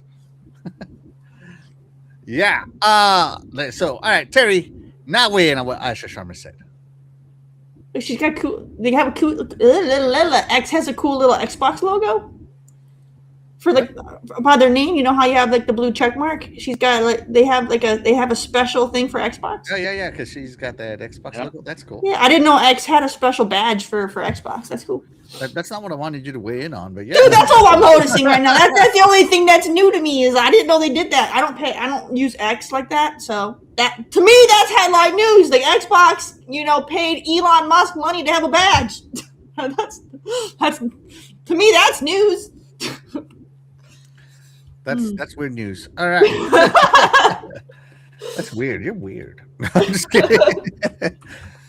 Yeah, Project Helix. So she confirms it's going to play your Xbox and PC games, right? Which we've been saying for a while here on this podcast.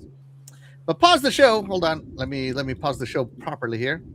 Yeah, we got a super chat from Dayreezy. Thank you so much for becoming the super MVP. Terry, take it away.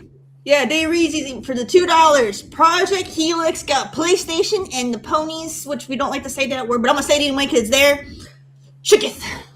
They are the shooketh. They are shooketh. They're shooketh to their core. The shooketh to the core. That's right. And I got to agree with you because they're over here saying how, it's not a console. I told you consoles are dead. Does X have a little badge for the other platforms? Just out of curiosity. I don't know. You can. Someone go on X and look at accounts for people that work for the other guys and see if they have a badge. I want to know. I want to know. This might be Microsoft might be the elite in the gaming verse on X. They have a badge. Yes, Yes, they do have a badge. It's called a blue check mark. Not the blue check mark, dude. Like, do they have, does blue team have a badge? Does red team have a badge? Does, black team have a badge? I want to know. I want to know. I want to know what it feels like. Oh, and I want to say I'm really mad that X got rid of how they had you have like your day mode and you have night mode. They used to have like an in between. I always used the in between. Age mode? No, because they had like it was like a darker blue, so it wasn't like dark, and that's what I used. And they got rid of it, so now I have the black one like you do, and I freaking hate it, man. It's too dark. It's too dark. Go back to the in between. I need evening mode. Okay, I need my evening mode back. Day mode's too bright, and night mode on here is too dark.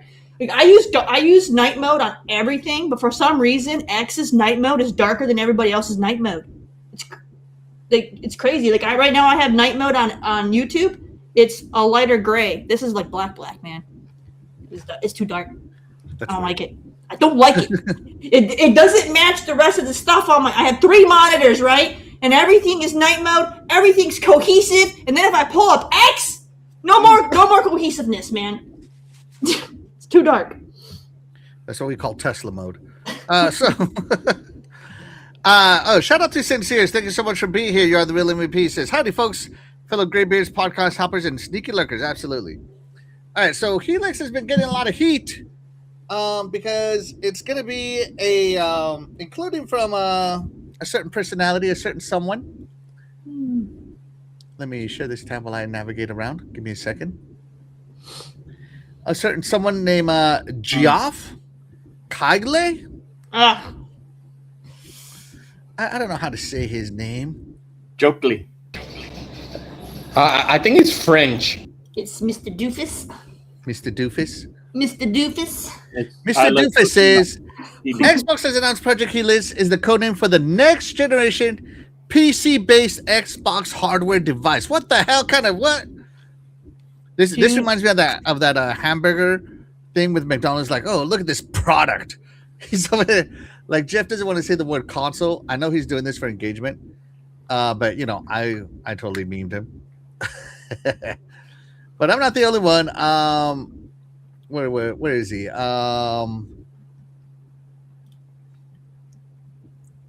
Where is he? Tom Warren also hit back. Say PC-based Xbox hardware device. I think you mean Xbox console. Do you consider the Steam machine a console? Who's talking about Steam? I know. Yeah. Right. And this is classic narrative shifting stuff. Don't talk about the question. Change it to another question. Deflect. That is 100% classic, like avoiding the question style crap, right? Like, I don't know how else to say it other than it's obvious. And that's why I'm making him sound stupid, because that's what it is.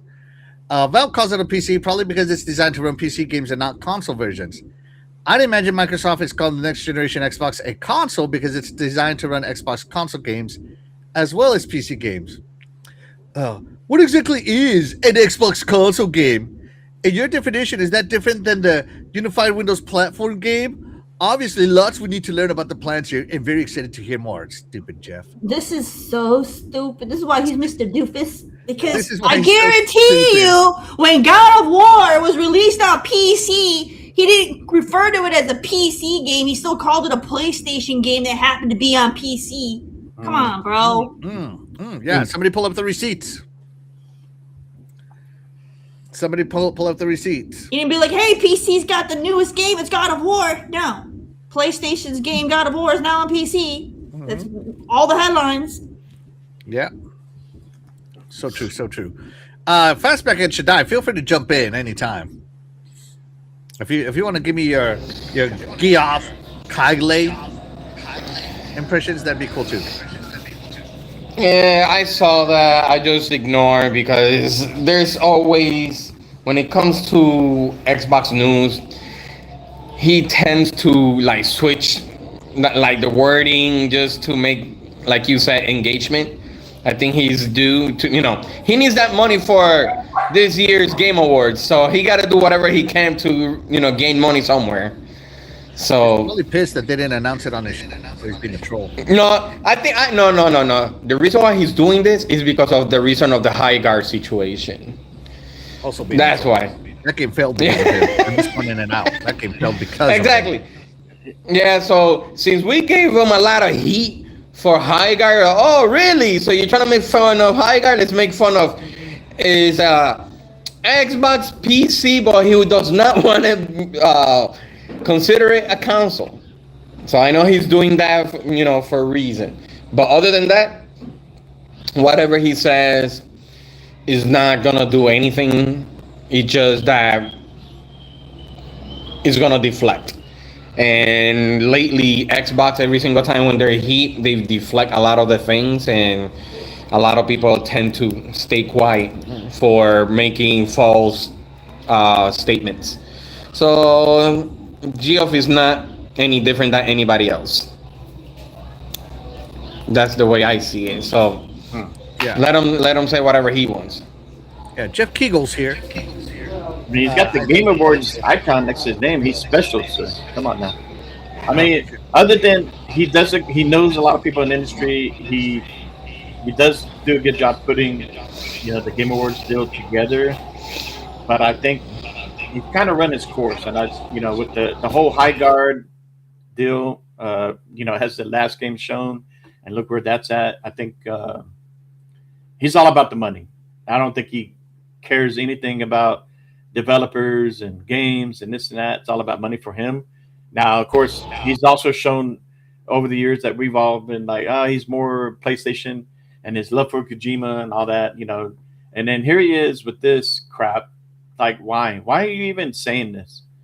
And it just makes it look even obvious, his bias towards Xbox. And I do think, like Dan the Man said, why Phil put up with them. And they never called him out. But I have a feeling that with Asha, she's already been there for a while. She's been in transition, right? And now she took over. And I wouldn't be surprised if when they talked about, okay, what about Game Awards? Do we want to show anything? Do we, do this? She might have had an input in it. And she's like, maybe she don't care for him. Maybe she don't like the Game Awards deal. And they're like, nope, we're going to hold our stuff. We're going to, hold it for our direct. And, I wouldn't waste my money on a platform that is super biased towards another platform. Yeah. And how much money is he charging? Like I heard a lot. They spend millions. They spend millions to do a showcase. So. Yeah. So why would Xbox waste their money on a show that doesn't really seem like they're have any objectable? Yeah. Being fair towards all gaming and show love for all gaming industry people. So I have a feeling that maybe he's a little butthurt about it, and here he is acting like an idiot. And I think he did on purpose because negativity, clickbait, and all that all counts. Yeah. It all gives attention to him. He don't care. He don't care what anybody says in the deal. People are saying what did they call it? He got checked, and so if they did. You get caught out in this, then you can't make money. It's like he can't make money because he said something that it was false. But then someone said that he begged, I guess he begged X, and they took it off. So yeah, but I'm glad Tom Warren said something, and he looked then Stein right down below. So yeah, this is exactly I love this product. That is Keely right there. That's the total jive right there. Let me take a small bite out of gaming. And just to be fair here, now obviously Xbox is the direct Xbox. It was always running off of Windows architecture, which is the same architecture your PC runs on. Now, for some of you are like, oh, I don't do Windows. I do Linux. Well, guess who else runs on Linux? PlayStation. They run on BSD. Is it BSD or BDS? Linux system, BSD Linux system. So yeah, you can't tell me that that's also not a PC. The only people that don't run off of another PC OS is Nintendo, which is why they're the hardest to emulate. So Don't give me that crap of, like, oh, it's because it's a Windows OS. Windows OS. Well, PlayStation is Linux OS. Like, if you're really going to criticize, know what you're talking about. Know what you're talking about. Oh, but stop the note. Here we go. They're easy with another $2 super chat, making him the double super MVP. Terry, take it away. All right. So Dave Easy says, "What's Jeff's favorite letter?" Answer: L's. The letter L. That's right. The letter L for sure. The letter of the day. Yeah. Let's see. Let's check in with the chat before it gets too gone here. Dan says, as much as I love Phil, he put up with Jeff's BS and never called him out. Hard facts. I really hope Asha puts him in his place. Absolutely hope so too, man. Yes. Absolutely. I think that's just this is not how Phil was, and if he did anything, it was behind the scenes. Yeah, He's not. He wasn't going to do. I really don't know why Xbox keeps giving any time to these platforms, to these media platforms that obviously hate them. Yeah.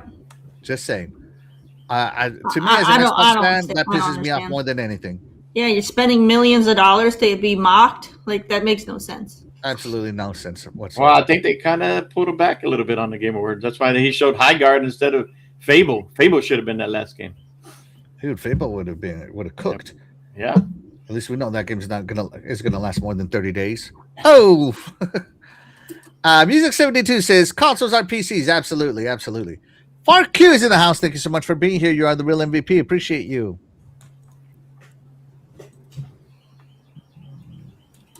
Yeah, and Far Q, yeah, thank you so much. He brings up my point. He says, have you heard the PS5 is now PC? The hacker, the Flow, has been able to run Linux and was playing GTA 5 Enhanced Edition with ray tracing using the full power of the console. Yeah. That's because the PlayStation OS is technically running on Linux BSD. By the way, Linux is fragmented like hell. Okay, so yeah, Linux is crazy, guys. It's crazy. Sappho, thank you so much for being here. You are the real MVP. Appreciate you. He says, Asha said it's a console a week on the job and they're calling her a liar, right? These guys, just because it doesn't fit their narrative. Liar! Yeah. Sinceres. Yeah, I'm getting your test loud and clear. Yeah. I've always said that. Why would Xbox affiliate with this goon? Absolutely agreed.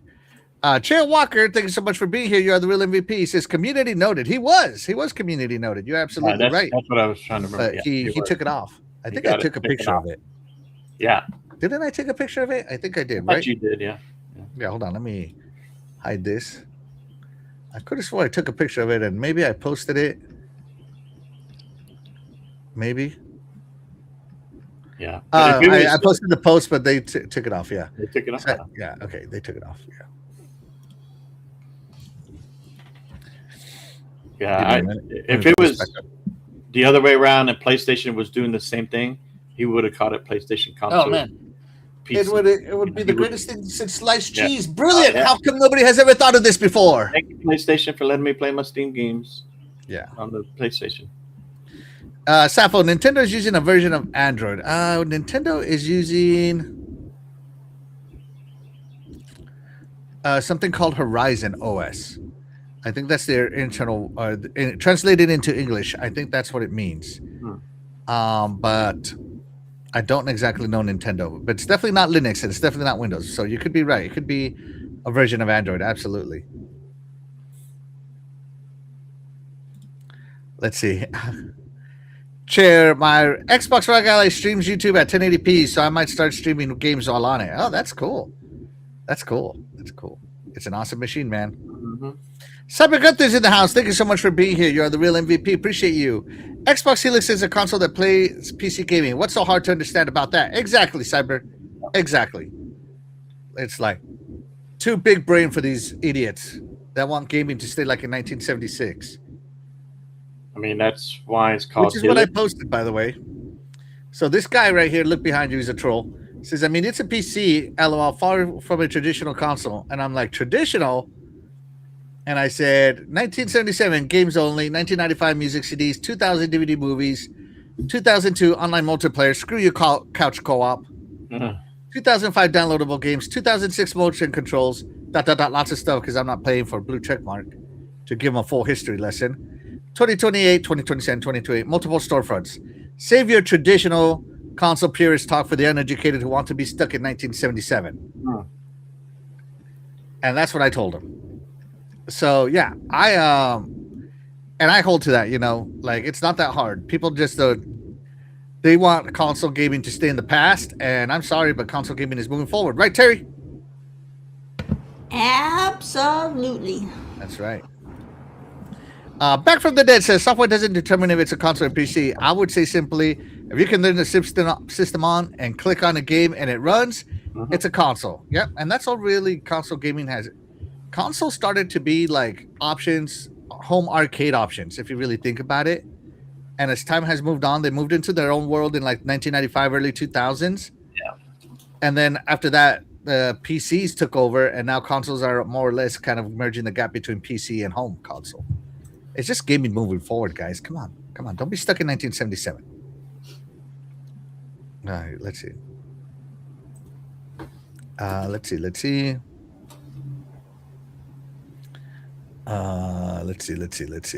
see. Crazy Greek Dude says it's a console. It plays installs native Xbox console games, right? Yeah, I agree with you. If it runs it natively, that's cool, right? But Project Helix got more heat out there. First off, feel free to jump in at any time, guys. I'm just going through as many of the little things I have here on X. So Ryan McCaffrey, who I think is another troll, said the next generation Project Helix Xbox and its hybrid PC multi-storefront capabilities will not be a typical console. That means messaging has to be on point to get the strengths of the new Xbox across to the core gamers, and also not to confuse non-hardcore gamers. If you get confused by this, you are not only a non-hardcore gamer, you're a non-thinking person. Just my thoughts. Because I think this is so easy to understand, even a caveman could understand it. And Microsoft's messaging has been inconsistent at best ever since the Xbox One reveal. Oh, here we go. Go back to 2013, everybody. I hope someone sits with Asha Sharma down next year and makes her watch the Xbox One reveal, Xbox E3 2023 press conference, 2013 press conference, PlayStation 2013 press conference. Take away, don't repeat those messaging mistakes. Oh my God! This guy loves to go back to 2013. Yeah, but not for nothing, but he does make a lot of sense though.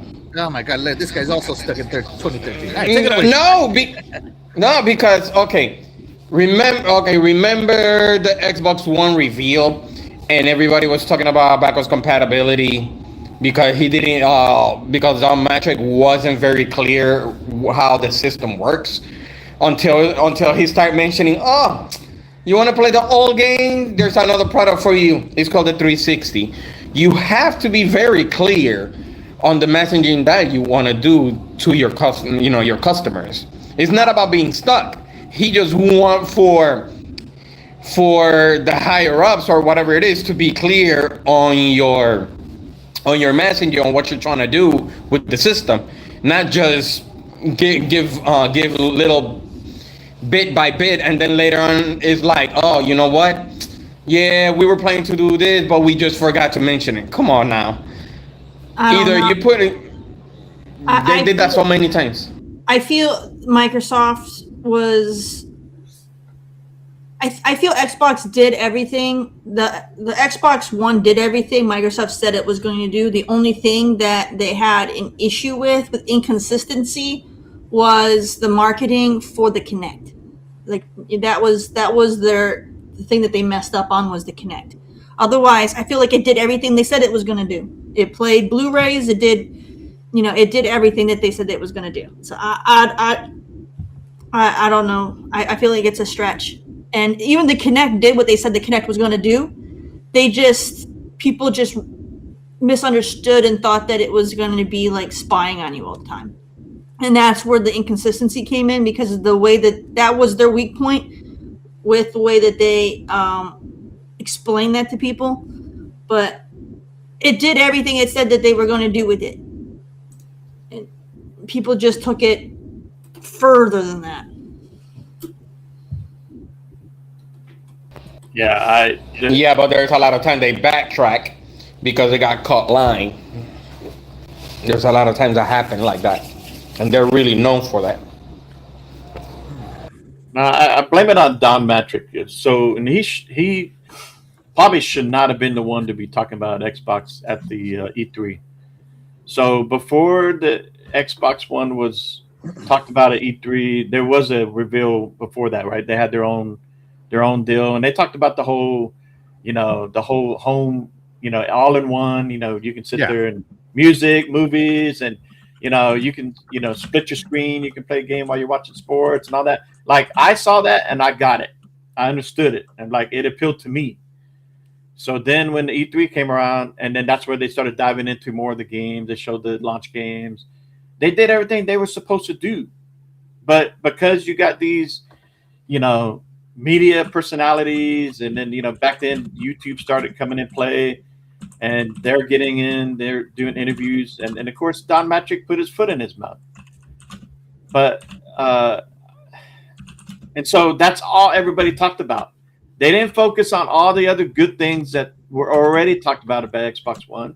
They just wanted to bring drama and talk about all that crap.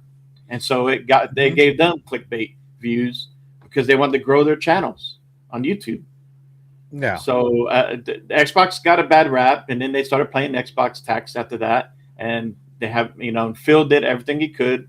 He wasn't perfect, but with messaging off a little bit here and there, yeah. But they hold Xbox, like he says here, got to be on point. But you see anybody talking about PlayStation about that? No. Or even Nintendo. Nobody comes out and talks like this to them. Only Xbox. All right. So I agree. Yes, Xbox, they got to get their messaging on the Helix. But what has been wrong so far about the messaging? No. I'm saying that she was right. What she said console. It is a console that has the capability, because Microsoft knows how to do this, where they can, bring the win. This is what Bill Gates wanted in the first place, right? That he would have loved that. This would have been the original OG Xbox able to sit there and do, right? Some games would be dedicated to a console, and now you can play them on your Xbox console. But then now you're able to kind of switch over and you go to Windows and go to PC and play some of those Steam games and so on. This is what this is. This is a console that can do also PC gaming. It's a fusion of both worlds. And these people, right away, what does he say? The next gen Project Helix Xbox and its hybrid PC multi-storefront. He don't say console anywhere in here. No, he doesn't. He's no different than Keeley. This guy's a tool. I stopped paying attention to this guy. And in fact, he blocked me because a while back when I think it was, I don't know if it was Halo 4 or whatever, he got all butthurt because he didn't like Halo 4, whatever it was. And so he came out and kind of spoiled the game in a little bit before everybody else could play it. And so I kind of called him out on it. And then he blocked me. So I'm like, whatever, dude. So, guy's a tool. He's totally a tool. I agree. Let me check in with the chat real quick, guys. Let's see. Doggy Dog says it right here. Gaming media is a joke. They really are. Yeah. I heard an interesting argument about the Helix. They said gaming media is attempting to defuse and detract gamers from Project Helix because PlayStation can't release anything right now. Probably true. True. Since I'm not against this idea. That'd be cool. I think I personally think Asha should take the informational route right now and completely cut out confusion. Nobody just state what Helix is, what it does, and clearly show how to access games. But wait, there's more. I would love that, man. I would love it. Oh my god, that'd be great. Let's see. Back for the Dead says this is not 2013 where we think Xbox talk about more TV than games. Yeah, and to be fair, they only talked about. So they did the reveal before E3. Yeah. Right. They did the reveal before E3, so they were talking about the capabilities of the console, and a lot of the new things were TV. Right. But when E3 came, they showed nothing but games for the one. Yeah. Nothing but games. And nobody gave them any credit for it. That's the part that pisses me off, man. So for the Entertainment Expo, they talked about nothing but games. But for the freaking reveal, they talked about the capabilities, which was Connect and TV and commands. Yeah. Let's see. So, yeah. So I had strong opinions on this, right? So history tells me that it won't matter how on point Xbox messaging is. IGN and the gaming media ilk will all twist it into the most Xbox is doomed articles ever. This very post proved my points. It's 2026 and they are still talking about 2013. Yeah. And so this is it, right? So the media framing is reinforcing old narratives, right? And that's all they're doing. They're trying to apply 2013 to 2026. They tried to apply 2013 to 2020, the Xbox Series. Oh, how would they know if it's an Xbox Series console or an Xbox One X console? Well, it's so confusing. What about my grandma who's not going to buy me an Xbox anyway? You know? How can she understand? So stupid, man. Oh my God. And this is the idiot too that remember when they showed God of War on PlayStation and then they showed a black screen for Xbox. Yeah. These guys so hate Asha, Xbox so much. You should listen to him on running a gaming industry advice? No. Yeah, these guys hate Xbox so much. It's not even a secret. Like they can't cover it. They deny it themselves. Yeah. They deny it themselves, but trust me, when you keep referring to like, I don't know, like let's just pretend you in your personal life knocked over your, like let's just pretend, Fastback, that you broke your wife's favorite plate. Something silly as a plate, right? Back when you first got married 20 years ago. And she still brings up the plate every time you guys get into an argument of any kind. That's what this is. Yeah, it does seem personal because he used to work, I think, Xbox Magazine, right? And so I guess he thinks that Xbox should be loyal to him and what he thinks Xbox should be because what Xbox was at that time. And so, it's like, dude, you need to evolve. You need to kind of be a little bit more objective and, and stop being personal about it. Mm-hmm. Mm-hmm. The joke. Yeah. Let's see. You can talk about features after showing the games. Your messaging is backwards if you're talking about features first when the primary purpose of a console is to play games. The OG Xbox was shown before any games were shown. The 360 was shown before any games were shown. But the One was shown and everybody crucified it. Mm-hmm. And don't get me wrong. Yeah, they did say TV a lot. There's no denying that. Nobody can defend that. But the fact that these guys haven't let it go in 13 years is the part that's pissing me off. But you gotta understand, it's not okay. You might see it like they're stuck on 2013. They just want clarity. That's what it is. As long as you're trying to say IGN, and I don't care about IGN and all that, but they just want clarity for a new generation. Don't jump and say something. Hold on. They got clarity. They got clarity. How come they're jumping back to the Xbox One? How come they're not talking about the series? Exactly. Why did they not talk about the clarity that they had for the series? No, they skipped that and they're going back to the time when there was some mistakes were made. They don't need to go that far back. Some people they just wait for the new some people like to wait for the next gen to see and say, okay, you know what? This happened during fail. This is just what happened. Let it be. This is a new gen, new management. So let's see if we could get some clarity, whatever the case may be. All of that would have been valid. All of that is valid for when they were getting ready to release the Series S and X because they would be going off of the previous. It makes sense for that. They redeemed themselves with the Series console. So we should be going off of the Series console for the next gen because that's they shouldn't be. They had bad and then they had good. So we're not going to refer to the good. We're going to go back to the bad. Mm-hmm. Mm-hmm. Mm-hmm. So they're going to hold PlayStation to the same. So when PS6 comes out, are they going to say, "Hey, make sure you don't like it was PS3"? Yeah, exactly. Right. Exactly. That's what I was going to say. Are we going to start comparing everything to the PlayStation 3 that PlayStation has? No. I think it's more of the messaging. That's pretty much it. The majority of people bought the PlayStation 3 to be a DVD player. Blu-ray player. That's the messaging. Everybody bought it to be a DVD player. No one bought it for games. They bought it because it was cheaper to buy that for DVDs than it was an actual DVD player. You mean Blu-ray player? Blu-ray player, whatever. You know what I mean. Same. It's the same functionality. People bought it And they to probably watch freaking movies. sold more PS. But They you probably don't sold see more PS3s bringing for that, that right? up for people didn't bring that up for the PlayStation 5. Yeah. And what's so unclear about this? The code name for our next generation console, Yeah. right?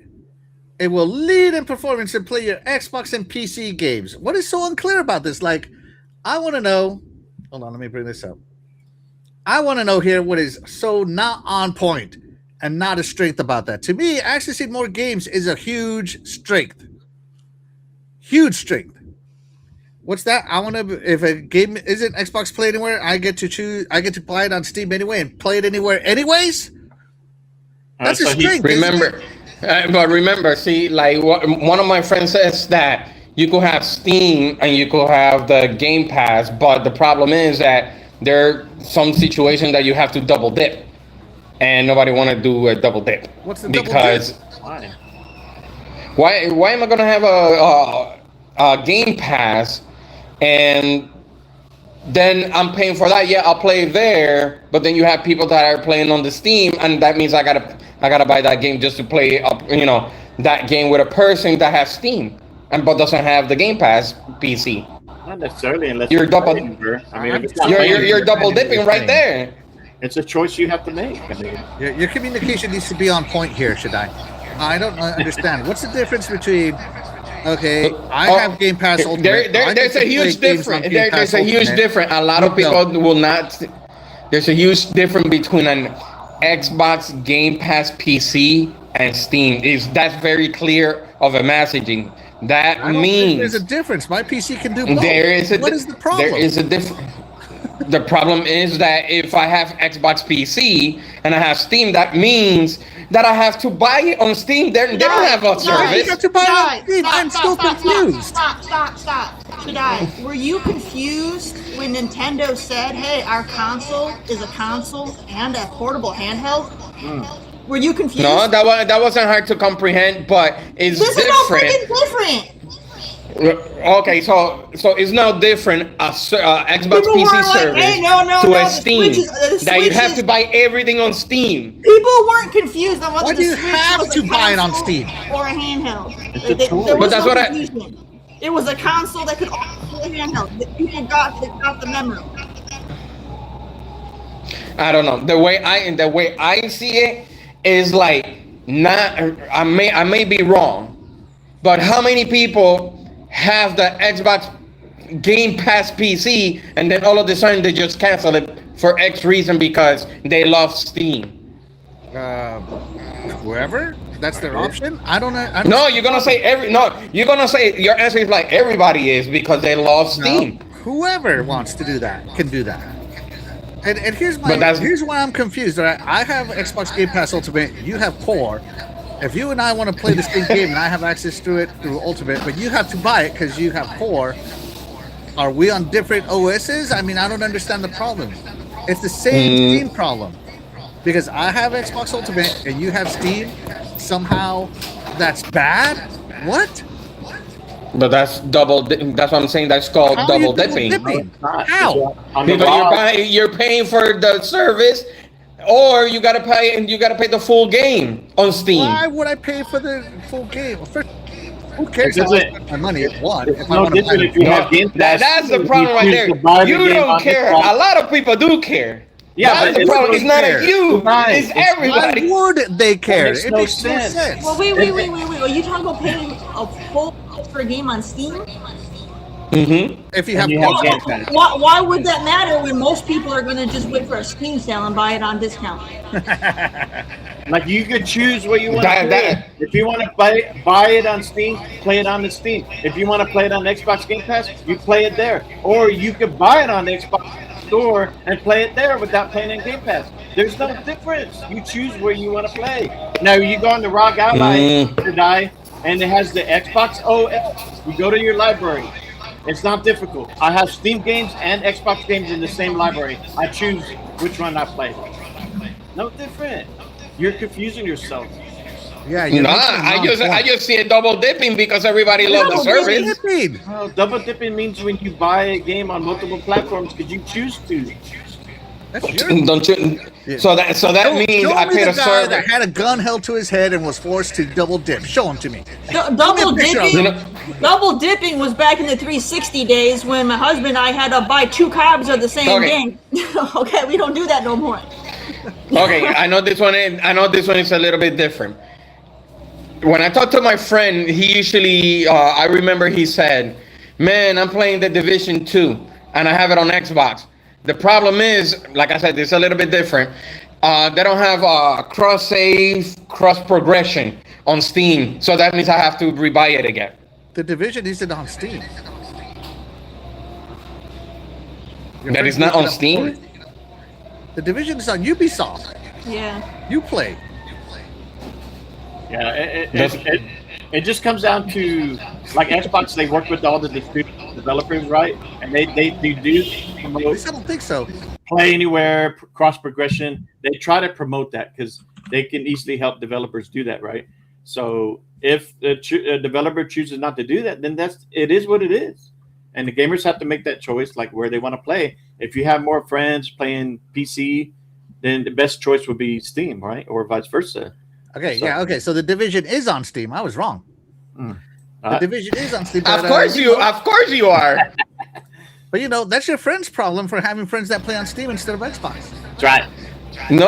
He said he played it on Xbox. Then, one of his friends have it on Steam, Dude, so that you're- means he you're- had to buy it again. You're So that's your comparing a friend's game. stupidity, not anybody No, else's. no, no, No. No, you're- Don't confuse. You're No, no, confusing no. yourself on that one. I am No, not. No, you're comparing a game that is old as dirt that came out before cross play and all that, and Yeah. cross platform even became popular. Yeah. Okay, Xbox is- now majority of games that aren't like exclusives are all cross platform for the most part. You have cross play. Like That almost everything that Ubisoft makes is like that. You're comparing. Division itself is old. That's old, man. That's Xbox 360. No. old. I used that as an example because they Oh, have. look at Shadai. I don't know about Oh, moving the goalposts and trying to save yourself. Nah, I don't move no goalposts. I stick with what I said. You have to. You're gonna be ending up double dipping, no matter how you look at it. Nope. I don't. I'm not moving the ever. goalpost. If you do not agree with what I said, that's a you problem. That's a you problem stuck in like 2015, you did. Hey, you just show like, oh, that is true. The Division is on Steam, so that means it's a you problem. The man is You don't right want to here. understand The because you don't want to. That doesn't prove your problem is point. that Just 'cause Shadai blames Xbox for third Yes, party it games does. that aren't play anywhere. Yep, that's the problem. Of course. Shadai is third party. Wants third party to be Xbox games. Nope. It's not about third party. I'm talking. It's about I'm third talking party. about. Yeah. Because Xbox Of course, is of all the way to course. play anywhere. Yeah. Now they actually pushing it because before they didn't push that Xbox Play Anywhere. Yeah, they did. They're the ones who've been pushing cross play, cross progression, cross saves, cross everything. Yeah, but they were so minimum because remember when that was announced. One game from 2016 that doesn't do it. Get out of here. Yeah, so I 10 years ago. had to get my dates. Come Come on, how many games were like that? What Dude, Recore? They were very minimum. Old crossplay didn't become industry standard No. until 2020. 2020. Yeah. You're bringing up games that came out in like 2016, dude. Yeah, because Phil was trying to promote that. But that's what that I'm whole saying. thing. But I have to bring the old because right now is what is making You're it. bringing up games Now that it's like existed it's a before thing. crossplay. Dude, you can't. It's like, man, I'm sure I'm so freaking angry that Mega Man. I know. It's a you. I get it. It's a Ubisoft game. I get it. It's a Ubisoft game. What's nothing to do about it being an Ubisoft game? Crossplay wasn't standard until 2020. So every game before 2020 is a part of the freaking conversation. Should I? How come I can't play Pong on my Xbox? Crossplay with PC, crossplay with. Oh, that's a you problem. I can't. I don't have an answer for that. That's how ridiculous. That's a you problem, not a me problem. Yeah, that's a you problem. If you want to double dip to play with one friend, that's your problem. Hey, there's a lot of people that I play that they're PC, and I'm like, okay. Well, you got to tell those friends. We see that very so often. If your friend wants to play on the submarine, well, there's a console for you, sir. Come on now. Are we gonna, keep going back to that? Like you need to, like Terry said, 2020 things moved on. Phil, he was promoting the whole cross-play, cross-progression. Yes, he was. I'm not saying he wasn't. Pushing back yes, on he it. was. But everybody else, Valve, the Epic, they all were for it. And so now you're seeing that that's the norm now. Yeah. So we can't say no, I'm not saying that you guys are not wrong. I'm not saying that you're not wrong. And cross-buy too. Like you buy an Xbox, you can have it everywhere almost too. Just depends. All right, it's got heated. It's got heated because nobody else does that. Crossplay only exists because Fortnite started that trend. Yeah, Epic. Fortnite started that trend in like 2018 when they had the beta. All right, they have crossplay, and then Fortnite freaking took off. So then by 2020, it became industry standard where everybody was trying to make sure their games were crossplay. Any game that was cross-platform, they wanted to make sure it had crossplay. Yeah. Yeah. PlayStation didn't want that because they wanted you to buy the game. They did. They wanted you to keep buying the games. They're like, hey, if you want to be on Xbox and on PlayStation, you got to buy the copy twice. Yeah. And everybody else was like, no, if you buy our game, you can play with people no matter where they are. Buy it once and all your stuff. Yeah. Over. All right. Yeah. Let me catch up with the chat for a while here while Shaddai catches up to 2020. Sorry, we had to yell because the noise coming from Shaddai's background. Yeah, somebody was playing music. That's why I kind of muted real fast. All right. Let's see.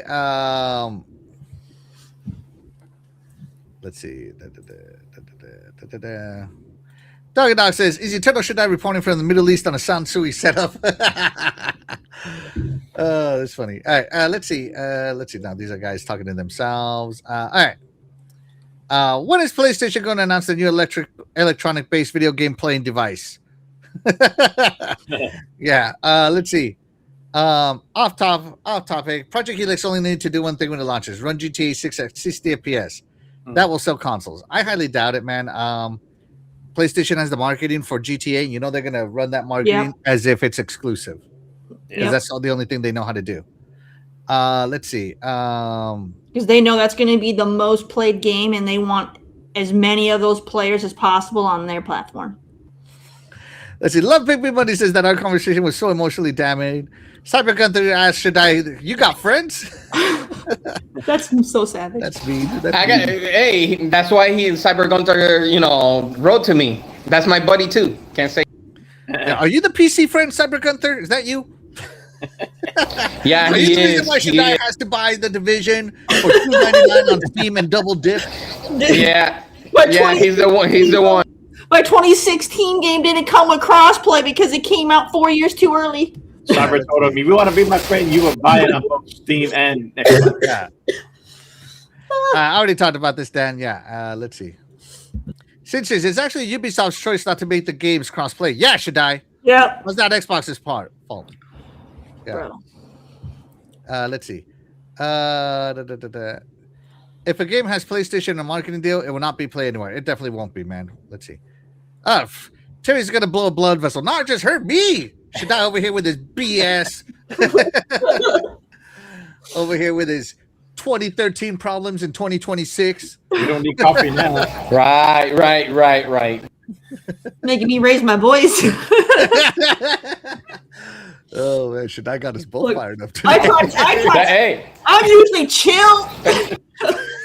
hey, I came on fire, so I know I wasn't here last weekend. So yes, I'm just fine. over here chilling, playing my simulator games, just enjoying life. Taking an easy pace, and then freaking Shaddai comes in here. Terry's cats and dogs all ran out. You made that cats and dogs run away. Yeah. Oh, that's funny. Let's see. Back from the Dead says Minecraft was one of the first games to make Sony crack and accept crossplay. Yeah, that in Fortnite. Yeah. Yeah, and PlayStation does charge for crossplay. Oh, you only get crossplay if you're part of PS Plus, isn't it? I think that's true. Yeah, I think that's true. Let's see. Eternal Shaddai is a double dipper. Owns the same games on his PlayStation Vita. Yeah. and Sensui. Doug, I'm not saying you're not wrong. Right? What the heck? Shaddai, I'm not saying you're not wrong. That means you are wrong. I'm not wrong. No, you said, I'm not saying you're not wrong, is what you said. In other words, I'm saying you're wrong. Oh my God, that was great. That was great. It's his way of not wanting. He wants to say you're right without saying you're right. We love you, Shaddai. We love you, Shaddai. You brought the passion out of us. Yeah, you got me fired up. Raise my blood pressure. Hey, there's more to come. Oh, I'm sure. Eternal McCaffrey. Dude, raise my, I mean, my heart is beating at 82 beats a minute right now, which is fast for me just sitting here. you know what? You should use that energy to work on your Ferrari. Oh man, you're trying to give me energy. So anyway, Shaddai and Brian McCaffrey here are hating the Xbox Helix messaging. Shaddai because he can't play the Division for $2.99 on Steam, and all this stuff. But yeah, the Xbox. And he wants her to sit down and watch. My 13, and it's 2026. That's my problem with it. They're over here trying to downplay, Xbox's next console when they should be over here freaking excited. Well, they should be excited, but at the same time, if they're going to have that kind of energy, how come they don't have it for PlayStation and their BS, alleged concept of having a full-on touch controller? Like, it's the stupidest thing you could come up with is making a full touch controller. Yeah, and it's not going to work. The new generation will get used to it. Us, we'll have to adjust. No, it's just not going to freaking work. You're going to have a firmware update every freaking 2 weeks, or your stuff's not going to work. You better make sure you don't have connect online. Don't you have the internet? There's a reason why car manufacturers are getting rid of touchscreens because they don't freaking work. All right, there's too many factors. All right, between if you're high humidity, if you don't have perfect skin, if there's dust, a lot of gamers have dusty ass rooms, man. All right, all that stuff makes it to where your touchscreen doesn't freaking work properly. And then, the biggest thing is there's no freaking feedback. You don't know if you're pushing the right button. Tactile touch is interesting. There's no feedback, man. Yeah, but Fuzzy Belvedere here brings up a good point. The same gaming media barely talks about the PS3 launch or the Wii U. Yeah, like, they bring up the Red Ring of Death more than the PSN hacks. Right? That was another Wii U was another one that was a total flop. It was rough, man. But yeah, you don't see people bring up the Wii U when they we're talking about the Switch too. Yeah, and this is the whole point that I'm getting at. Only Xbox gets this kind of treatment. From everybody. And so that is the part that gets annoying to me. And hold on, I had one more thing to do here. So to me, this is the media is always trying to do the FUD. So IGN went ahead and posted an article, and all this article talks about is questioning what is the next Xbox device. Is it a PC? Or is it a console? Is it PC or a console? That's the whole. Like, you want to quickly read all this? You can. All it says is it a PC or a console? Over and over and over again. And to me, as expected, the media is all in on spreading the Xbox fear, uncertainty, doubt. They want gaming consoles to be like the Atari console games only and nothing else. Freaking dinosaurs. I posted one of the videos straight from Xbox that the founders literally said that the Xbox console came from the PC. Don't they have that in their official channel? Yeah, they did where they did the Xbox story. Right. They So stole the Windows kernel to make it more slim and make it go faster, and that's it. Yeah. Yeah. Microsoft always wanted a PC gaming console. Yeah.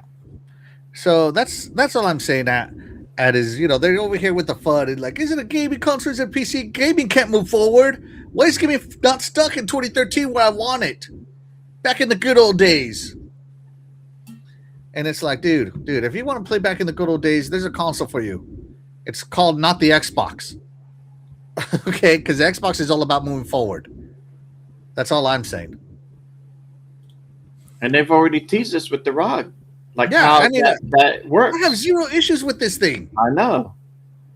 It's so And it's not easy. even optimized as good as the Helix will be. And there are updates, but they've made it easier to do a quick update. I could stay in my Xbox OS all the time. Okay, when you go download a Steam game, it'll pop out real easily, automatic. It'll go to the Steam store, go download, buy your game, whatever, right? And then you just go back to your Xbox OS, and then it's in your library. It's easy. So it seems to me that's too much work. No, it's not, because this is already doing it for you. So the Xbox is there.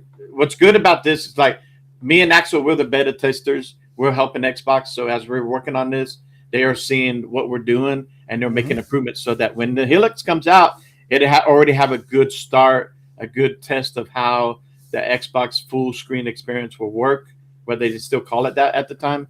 Like they want to make it easy for the Helix. What the Helix is all about, it's Xbox console first.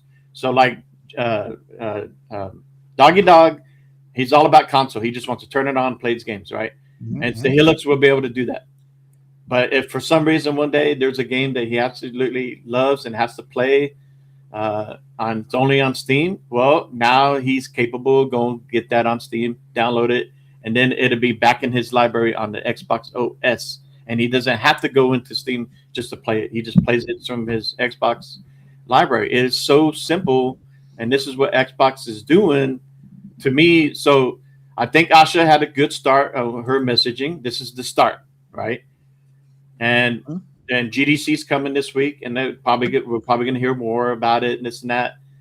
And then here comes June showcase, and I think if she already revealed it now officially, and then GDC is going to get more, I think we're going to get the full reveal in June. And then I do believe, me personally, believe it's going to come out in 27. Because why even talk about it now if it's not coming out till 28? To me, it's a little too early to start doing that. If you're already what she did, she's getting ready. She's ready to move forward with it, and we're going to start seeing more. So when I see this, this console could do both. Xbox is they're staying with their console gamers. They want to stay loyal to Xbox console gamers, but at the same time, they also have to get into that PC market. And you hear over these past few years, where Xbox is playing anywhere, they got their games everywhere, and then you got these people out there. Oh well, I might as well just play it on PC. So now here comes Xbox, makes a console that could do both. Now what? So to me, an Xbox console, it would be the cheaper entry for someone who wants to get in PC gaming, and they're on a budget or they just want to have the ease of PC gaming. This will do it for you instead of having to go buy a whole PC, build a whole PC. This will make it easier for someone to want to be a PC gamer or they want to be a console gamer. This is what Helix is. And by the way, here I'm going to show mine, right? So you can see on mine. I don't know if you can see the games very clearly. Kind of can't. It doesn't look too clear on my screen. Yeah, it's kind of hard to. But anyways, they're all indies anyways. Age of Mythology from Game Pass, Expedition 33 from Game Pass.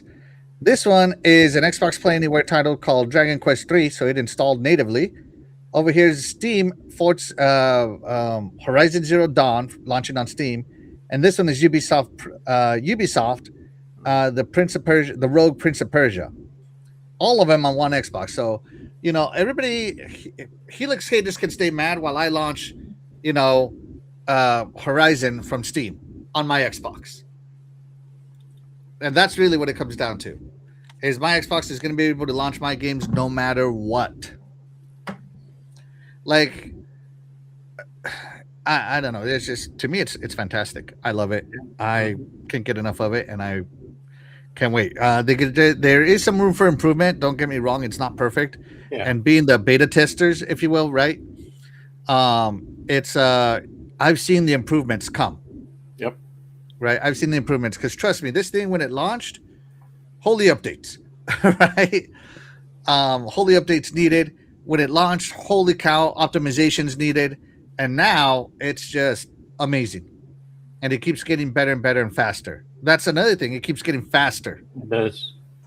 And So, like, I don't I'm saying, have the X. I have the regular. How PlayStation now, whether they are threatened by what Xbox is doing with the Helix, and they made that decision to only pull all their first-party games off of Steam going forward. Mm-hmm. So, like, I have Days Gone downloaded, and it runs smooth. Because on Steam, they support multiple types of controllers. So they show the Xbox controller, right? And man, it runs smooth. And super so smooth. Is PlayStation threatened by that? I mean, I don't understand why they are doing that, because you're not going to get every PC gamer. PC gamer wants to be a PC gamer. They're not going to go buy a PlayStation to play PlayStation first party. They want to play those PlayStation first party and Xbox first party on Steam. And that's where they spend all that money on. So, and then now here comes a hybrid. And if PlayStation first party was day to day, well, I'm going to go spend money on the Steam store and play PlayStation game, and they're going to get their 70%. So I don't understand how that's threatened. They're just making more money off of their games. So yeah, kind of weird. Absolutely. Anyways, let me catch in with the chat.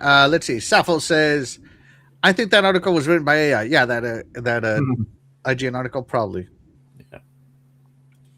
And yet, Sincere says, and yet they get to be the first media outlet to post extended Horizon 6 gameplay. Go figure, right? That's what I'm saying. They need to get more aggressive. Oh, okay, we go. Taylor. Taylor's saying it. Taylor Parker, Xbox needs to be more aggressive. Yeah, and they need to start punishing these media sites. Stop working with them. If they hate you, just stop working with them. Let them hate you in peace. How about Xbox doesn't put games on Steam or PlayStation? I would agree with not PlayStation. As I remember, to me, the important part of Phil was on platforms where Game Pass exists, right? The Xbox platform. But we'll see what ends up happening, because Asha said a famous line: "The plan is the plan until it's not the plan." Yeah. So could be some she changes. Could there. very well change it. Yeah. She could very well change it. And it goes kind of lines up with when Phil gave a plan and then he changed the plan and you all called him a liar. Axel. He's a liar. The plan was no longer the plan and you didn't like it. Yeah. He's a liar. He knew it. He knew it. They weren't developing those games. They didn't suddenly start developing those games 6 months later. Who knows what was all going there? Like, was it? He knew it. He knew it. Sarah Bond? Was it Satya? Hey, I love Phil. I love Phil. Yeah. But Phil doesn't have a good poker face, okay? I would totally clean Phil out on a poker game, okay? Just throwing it out there. Just like when he said, "Oh, only these 4 games." You know who was the first one to call him out and tell him all games? This guy. You know why? Because I know Phil. You know Me and Phil are like this. Me and Philly are like this, right? I have a feeling that maybe that's what he wanted to. It may not have been his choice. Satya probably like, "What do you mean only 4? You're gonna put all of them, or you're out." Yeah. So yeah, but we'll see. I don't know. I don't know Asha, and I don't know how much I'm going to get to know Asha. But Phil was there from the beginning, so obviously I knew his patterns way too well. Let's see. Crazy Greek Dude says they have a Play Anywhere covered with their own ecosystem, right? Yeah. Let's see.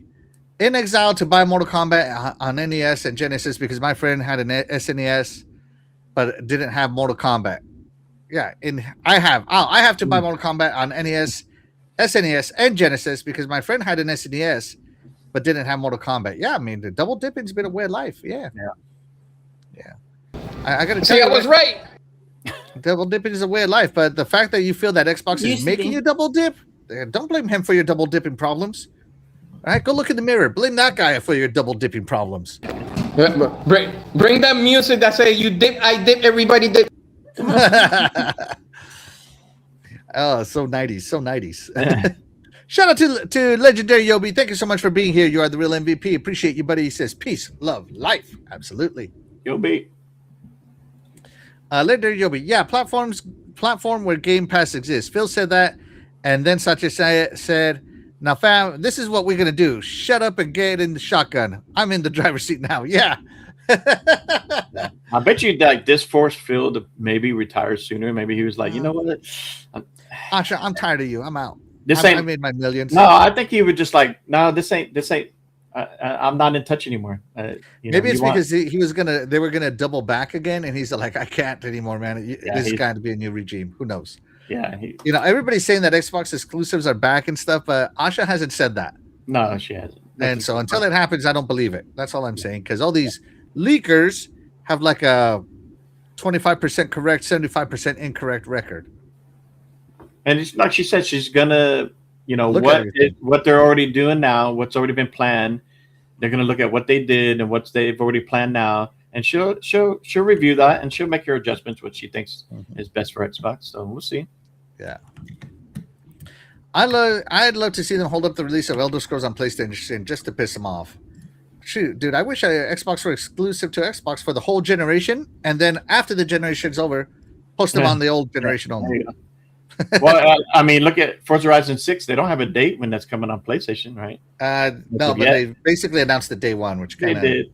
Or did it say day one? Basically, yeah. I don't know. When I was looking, there was nothing when it's going to be on PlayStation. Yeah. Safo, we do not have a Discord. Sorry, I don't log in enough to have a Discord. Let's see. I'm still shocked how Satya is still there.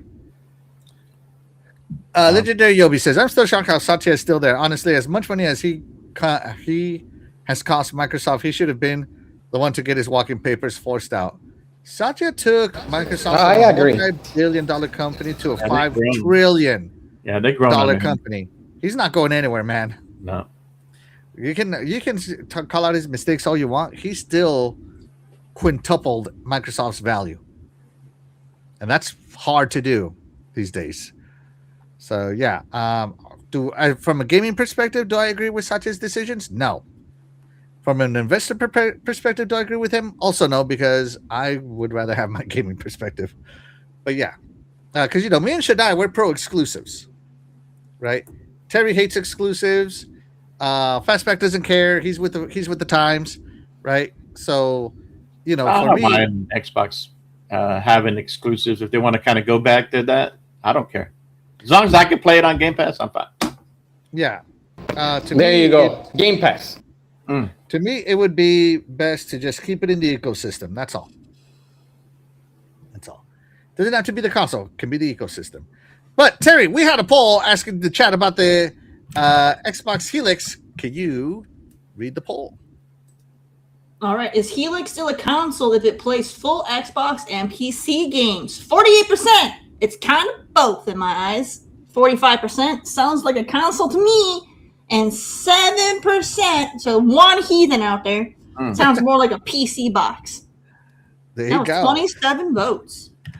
All right. Anybody got anything else they want to talk about or piss us off about, Shaddai?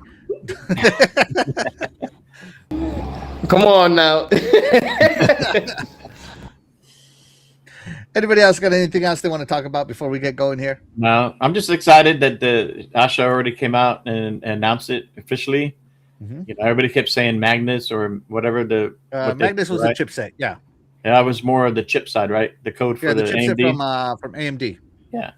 So yeah, I'm glad that now here we are. I'm ready for next gen. So I'm looking forward to seeing more as they start revealing this Helix. But one thing we didn't talk about, the price. So there is a rumor going around that it's 900 to 1,000, which I think we talked about it in the past. Like, okay, I'm okay with that because of what it can do. But it is expensive for a console gaming market. So, and it seems like Yeah, if it's a console, it needs to be in the console price range, not the PC price range, right? yeah, So I'm looking at this Zen 6 plus Zen 6 CPU, RDNA 5 GPU, up to 6 times rasterization compared to Xbox Series X, 20 times faster ray tracing, targets 120 FPS, prices between $999 and $1,200. A PC that can do the same is maybe going to cost you about $2,500 right now. yeah, So that is about half the price of what a PC can do. But if it can do it, but the difference is the PC can do it regardless of the game. Xbox will only be able to do it on optimized games, but we'll see. yeah, I don't believe any of this at all. yeah. Until they come At out all. officially, yeah, I would be surprised if it's this expensive. Yeah, I don't believe any of it. $1,200 for a console, I doubt it. I doubt it. But we'll see where it ends up. We'll see where it ends up, all right? All right, guys. Jesse James is in the chat. Thank you so much for being here. You are the real MVP. He says, why does Helix have a logo if they're going to reveal the real name in a few months at Summer Showcase? Maybe that is the real name. You know, Xbox used to be the Direct Xbox. Maybe Project Helix is now just going to be Xbox Helix. I like the name. I think it's a cool name. And they might do what they did. Like, if you guys remember, was it Xbox One with Scorpio? Was that Scorpio? Yeah. Remember how when they released the that's Xbox Project One? Scarlet. Was this whichever one Scorpio was? They had the had a logo for that too, didn't they? Because they had the special Scorpio edition that they released. Yep, the Xbox One X Scorpio edition. Yep. Yeah, so they probably might do the same thing where they might have like a Helix edition. So they're just trying to, I don't know, slap something on. Yeah, that was Project Scarlet. So yeah, I can't wait for it. And yeah, man also likes Project Helix or Helix. Yeah, it sounds good. All right, everybody. Let's get into this show. Get everything going here. Here we go. That's gonna do it for today's show. But of course, we wouldn't be able to do this show without you guys, the chat. And that's why you guys, the chat, will always be the MVPs to all of the shows here on the Iconic Video Games channel. With that being said, we are gonna go ahead and get out of here. I'm Maxo1324. And I'm Cool Cat Terry. I'm the Double Dipper Eternal Shaddai. And on Flashback 6768. And we will catch you guys next week. Bye, everybody. Bye. Have the rest of the day. Good Sunday. Spring forward. Sorry.